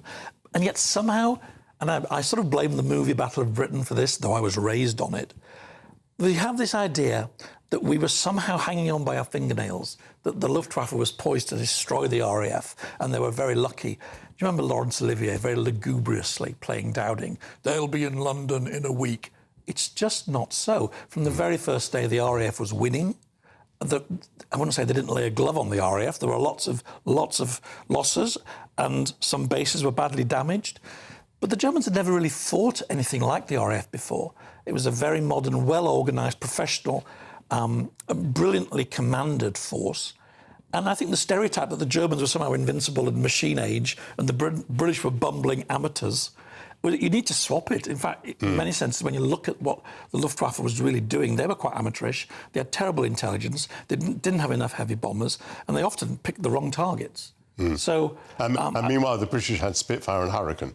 The Brits which were extraordinary machines. Which were extraordinary machines. And they still resonate with us so powerfully. Yeah, just yesterday, I was at a festival, the We Have Ways Festival, a sort of it's like Glastonbury for military history nerds. It's full of men with colourful trousers and jackets. You'd have felt right at home there, Nigel. I would. I certainly did. And yet, towards the end of the day, as it's all winding down, people are having a beer, it's quite cloudy, there's this noise. This unmistakable noise of the Merlin engine, and everybody gasps. We've all seen Spitfires before, but it's always thrilling, and it comes through, and it's lit by the sun as it passes a dark cloud. This pilot was flying very low, and it still speaks to us of heroism, of a time of national solidarity. And yeah, I think probably the most remarkable military victory in British history, which we are so right to celebrate. People try to debunk it. I think we should rebunk it. Well, let's by all means rebunk it, but I once made a radio programme in which I argued that the vital battle of the summer of 1940 was not so much the Battle of Britain, for the reasons that you were given, that it didn't actually avert an invasion. That what was important was the British willingness and decision to sink the French fleet, which would otherwise have passed into German hands. Because the reason you've advanced your thesis just now is that the Germans were very inferior in their navy. However, had they acquired the French navy, then the balance would have been closer. Indeed. It would have been closer to being a balance. So the British decision, which was very courageous, very distressing, to destroy the French fleet with 1,500 lost lives, this was a very important moment. Oh, absolutely vital. I think in its own way, as big a turning point as the Battle of Britain. I made my own documentary about it in 2010 for Channel 4. We interviewed some of the French survivors. They're still not happy with Churchill, by the way. No. It was ruthless, it was brutal, but it was so important, especially in terms of the Americans. The Americans were... Roosevelt was a Navy man, as was Churchill, terrified that the balance of naval power would switch. So, yeah, taking those French ships off the board was really, really important. Because don't forget, Roosevelt's getting all these messages from his ambassador in London saying the Brits are finished. Churchill's not even really in charge. They're going to stab him in the back. And then suddenly, here is absolute proof that not only is Churchill still in power, he's prepared to be very, very ruthless. It completely transformed the relationship. He was ruthless. He's said to have wept when he heard that 1,500 French sailors had died. As well he might. I mean, a few weeks before, he'd been planning a joint British and French citizenship. That's how close we were. In 10 minutes, the Royal Navy killed more French... Sorry. In 10 minutes, the Royal Navy killed more French sailors than they'd killed Germans in the war up to that point. Yes, yes. That's extraordinary. Yeah, in 10-minute barrage. It was a massacre. But it was necessary, I think. Ruthless, necessary, and, yeah, true turning point of that year. Let's go back to the Battle of Britain, the main subject. Would you like to hold up your book, by the way, The Finest Hour? Since I've been invited to. Yes, just hold it up so the camera can see it. I wrote this at a time, actually, when you could meet so many of the veterans. Yes. I was lucky enough to interview lots of people in the RAF and veterans from Dunkirk, people who'd worked for Churchill. Had a party in my garden once where I introduced my own family, my own kids to these heroic people. And it was like, you know, walking with legends. I mean, they were an extraordinary generation. And it was a thrill to me. There are still a few left, but it's vanishingly so, sadly, today. Yes, exactly so. And are you doing anything particular tomorrow on the 85th anniversary? Well, I'm promoting my current book, actually. Yes. Which is about the end of the war, but I'm not going to hold that one up because that seems a bit cheap.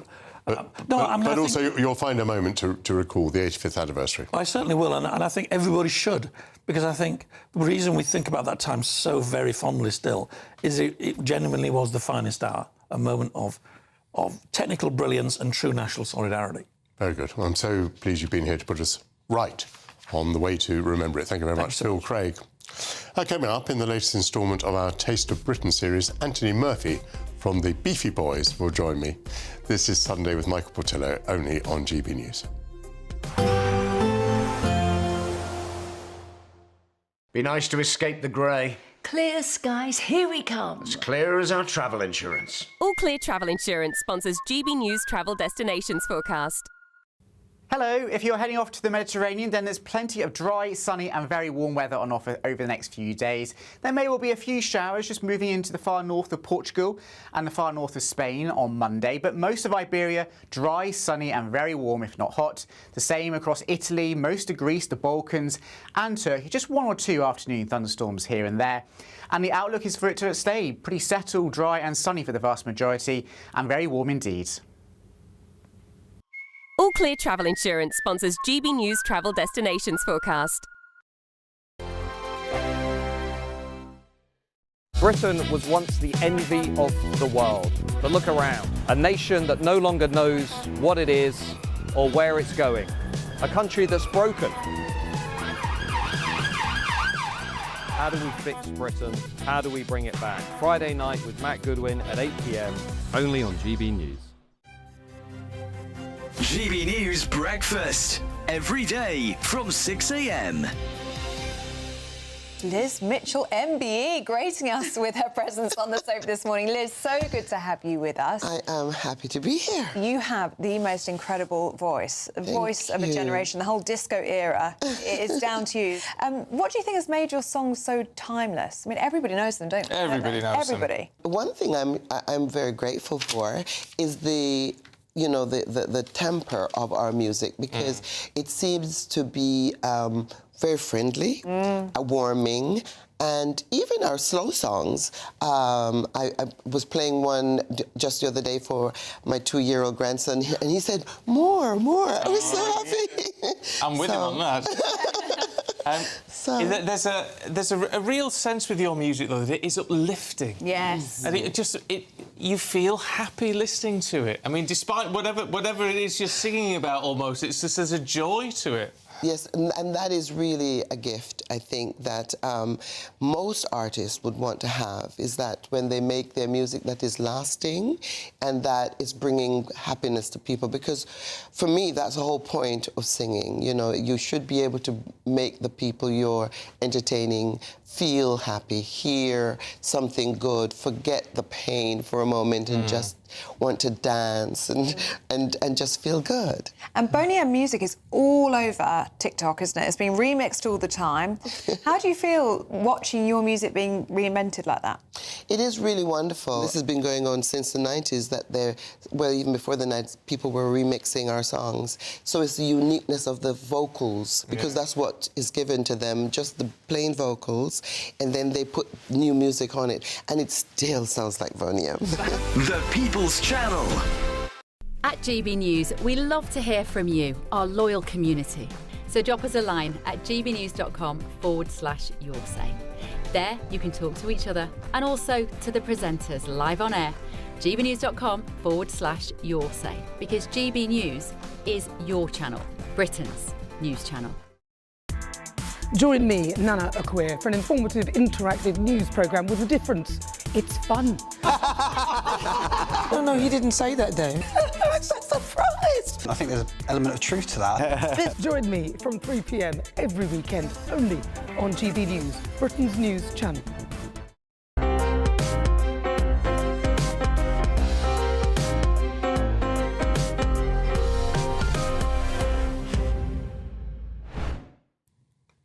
Welcome back to Sunday with Michael Portillo.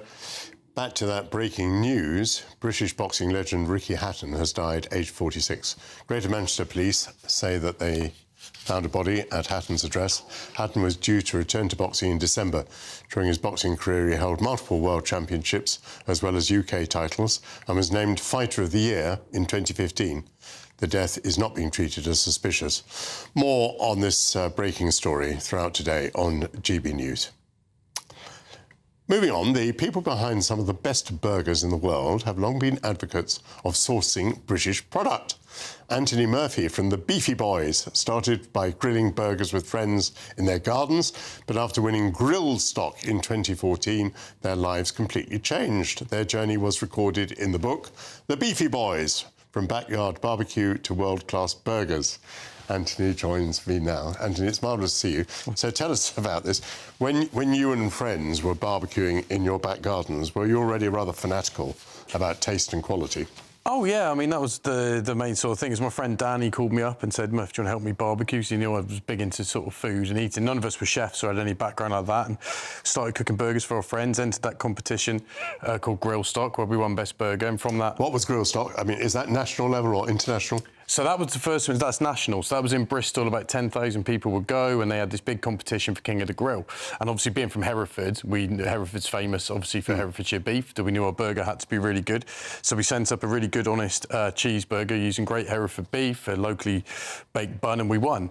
And when they announced the winner, they said, now, boys, we're going to enter you into the World Burger Championships in Las Vegas, which, well, we didn't even know there was such a... Well, I'm glad you said that, because I didn't know they existed. How did you get on in the World Burger Championships? Oh, it was amazing. So, yeah, we thought this was going to be a great opportunity for four lads. At the time, we were in our late 20s. We thought this is a brilliant chance to go to Vegas and drink and gamble and come last in a burger competition, because we were just doing this as a hobby in our back garden. So we thought, great, we'll go over there and do that. So we thought we'll take some British beef. Unfortunately, you can't take that into the States. So we got into Vegas and we thought, right, we've got to find beef to the same quality as what we have in the UK, because our beef is fantastic. It's one of the best things that we produce in this country, in my opinion. And our beef is grass-fed and dry-aged. And, of course, we're in the middle of the desert in Las Vegas trying to find some grass-fed cows, which you imagine is quite hard in Vegas. There's only two types of grass in Vegas. One's made of plastic, and the other one you'll get locked up if they catch you with it. So we found a good butcher's, and we got some amazing quality beef, and we entered and we came second in the world, which was mind-blowing. Absolutely superb. Of course, there are various elements to a burger. Let's help that discussion of what the elements for a burger are by looking at this box. What is the purpose of this box? So basically, during lockdown, us being an independent sort of four guys, we were able to kind of move quite quickly with ideas, and so we came up with the idea of sending our food out to people and letting them cook it from home, because we couldn't open the restaurant. So we still do these boxes now. They're incredibly popular. So we've got some prime Herefordshire beef in there. That's only two cuts we use, chuck and brisket, so the shoulder and the bit that sits on the rib cage. What else is in there apart from beef? Well, a good burger should be 100% beef. You don't need breadcrumbs, you don't need eggs, you don't need anything like that. And is that right? So yeah, we choose that's, you know, freshly minced by our butchers in Hereford, from one farm in Hereford that comes. And then we treat it like a steak, so we season it on the grill. So there's nothing in there bar meat with that one. I think viewers may be disappointed at this stage. They may be just beginning to realise that I'm not going to eat anything on air today. And the reason for that is we can't hygienically have a burger here. Sadly, we don't have cooking facilities here at GB News. But there are other elements to your burgers. For example, the bun. You want to pick up a bun? Yeah. Now, what's special about one bun over another? Well, we use... so these are semi-brioche bun. We get them baked for us by an award-winning baker called Peter Cook, who's based in Herefordshire. And we also get Hobbs House, who bake the ones we use in sort of Cheltenham and our other restaurant sites. And it's a just really good bun made from sort of scratch. We have the recipe for it in our cookbook. I mean, we do lots of different burgers, and we've got all the different sort of recipes in there. We do lovely classic sort of cheeseburgers, but also everything from, like, pizza burgers to... This would be cheese, wouldn't it? There is, and, like, you know, when it comes to cheese... Why are there different cheeses here?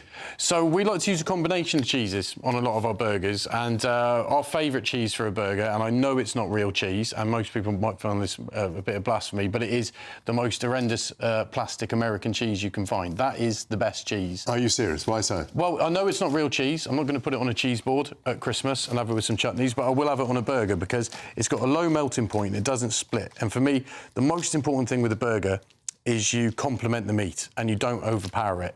And, you know, sometimes when you put cheddar on there or some cheeses that are too strong, I find it hides the beef. And for me, it's always about accentuating the flavour of that beef, not hiding it.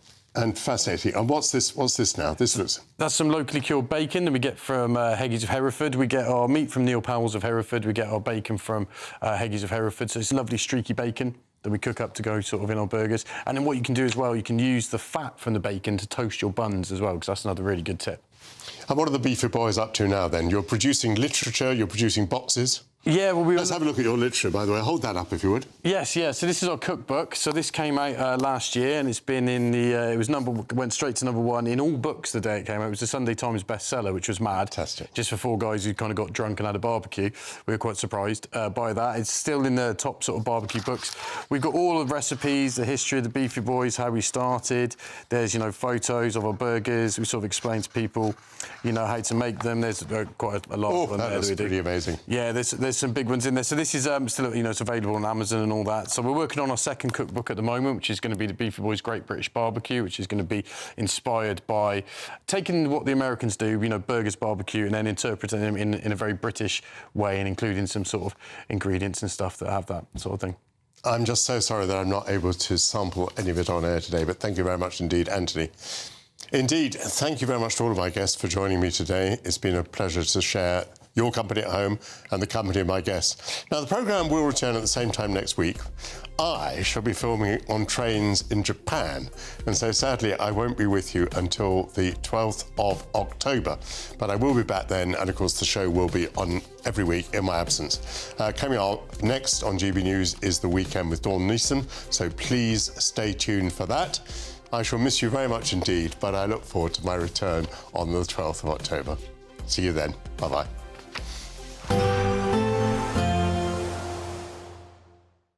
Expect warm spells with the odd rude interruption. Box Boilers sponsors the weather on GB News. Good afternoon. Welcome to your GB News weather update from the Met Office. Well, it's turning increasingly wet and windy through the rest of the afternoon. There is a warning in place for strong winds from the Met Office, and this is all to do with an area of low pressure out towards the west. It's going to bring heavy spells of rain, but also a real squeeze in the isobars, indicating some strong winds, especially this evening and overnight. So an unsettled end to the weekend, heavy spells of rain pushing their way eastwards. Then behind that, it's a case of blustery showers, but strong winds, especially along the exposed coast, 60 to 70 miles per hour, but even inland, 45 to 55 miles per hour. But with the strong southwesterly winds, temperatures holding up overnight, so it's not going to be as chilly to start on Monday morning.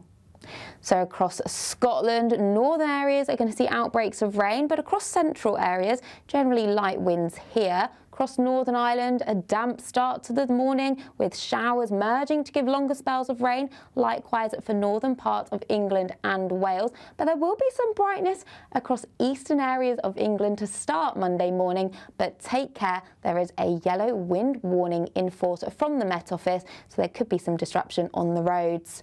Otherwise, through Monday, heavy spells of rain across northern England, northern parts of Wales. To the south of that, a case of sunny spells, but blustery showers, but they're moving through pretty quickly.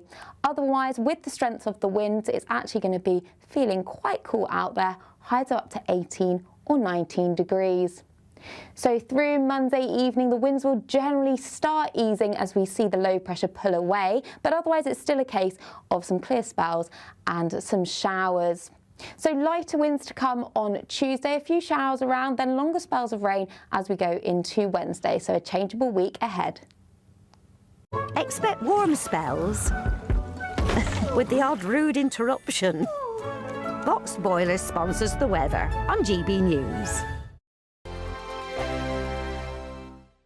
It's our biggest Great British giveaway to date. You could be driving away with this brand new Benamar Primera motorhome. This 4-berth home from home comes complete with integrated kitchen and bathroom areas and has all of the tech you'd expect from the latest 2025 model. We'll also give you an incredible £30,000 in tax-free cash to make sure that any adventures you take in your new motorhome are taken in style. For a chance to win, text WIN to 63225. One entry costs £2.50 plus one standard network rate message, or text BONUS to 63225. 5 entries cost £5 plus one standard network rate message. Go to gbnews.com/win. Entries start at £2.50. Call 0903 686 3232. Calls cost £2.50 plus your network access charge. Or post your name and number to GB16 PO Box 8690 Derby DE1 9TT. UK only. Entrance must be 18 or over. Lines close at 4 p.m. on the 31st of October. Please check the closing time if listening or watching on demand. The GB Newsroom, we bring you the news as it happens. With our team of dedicated journalists across the UK, we're ready to keep you up to date with what's happening every half an hour, every single day. Bulletins here on GB News, the People's Channel, Britain's news channel. Mornings don't have to be tiresome, especially if you have the right company. Wake up to news as it happens, opinion and debate, and of course, a little bit of entertainment too. Because when the kettle's on, we're on. That's Breakfast on GB News, a show worth waking up for. Every morning from 6 a.m. Only on the People's Channel, Britain's news channel. We'll spread the news, you spread the word. Britain was once the envy of the world. But look around. A nation that no longer knows what it is or where it's going. A country that's broken. How do we fix Britain? How do we bring it back? Friday night with Matt Goodwin at 8 p.m. only on GB News. Exciting news. Every Friday, my Patrick Christie's Tonight Show is going to have a twist to it. We're welcoming some special guests. You. That's right, on Fridays I'm going to be doing my show in front of a live studio audience because this show is about you and what you have to say. It's going to be the same big debates, same big topics, same big opinions. But every Friday night at 9 p.m, you are invited to come on down to Patrick Christie's Tonight to be a part of the action. Only on GB News, the People's Channel, Britain's news channel. At GB News, we love to hear from you, our loyal community. So drop us a line at gbnews.com/yoursay. There you can talk to each other and also to the presenters live on air. gbnews.com/yoursay, because GB News is your channel, Britain's news channel.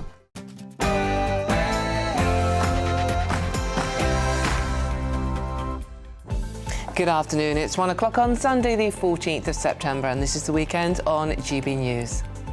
Now, some very sad breaking news for you.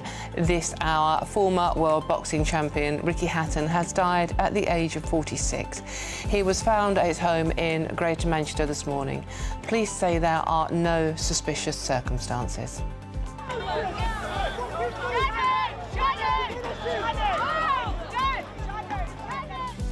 And at least 150,000 protesters on the streets of London for Tommy Robinson's Unite the Kingdom rally.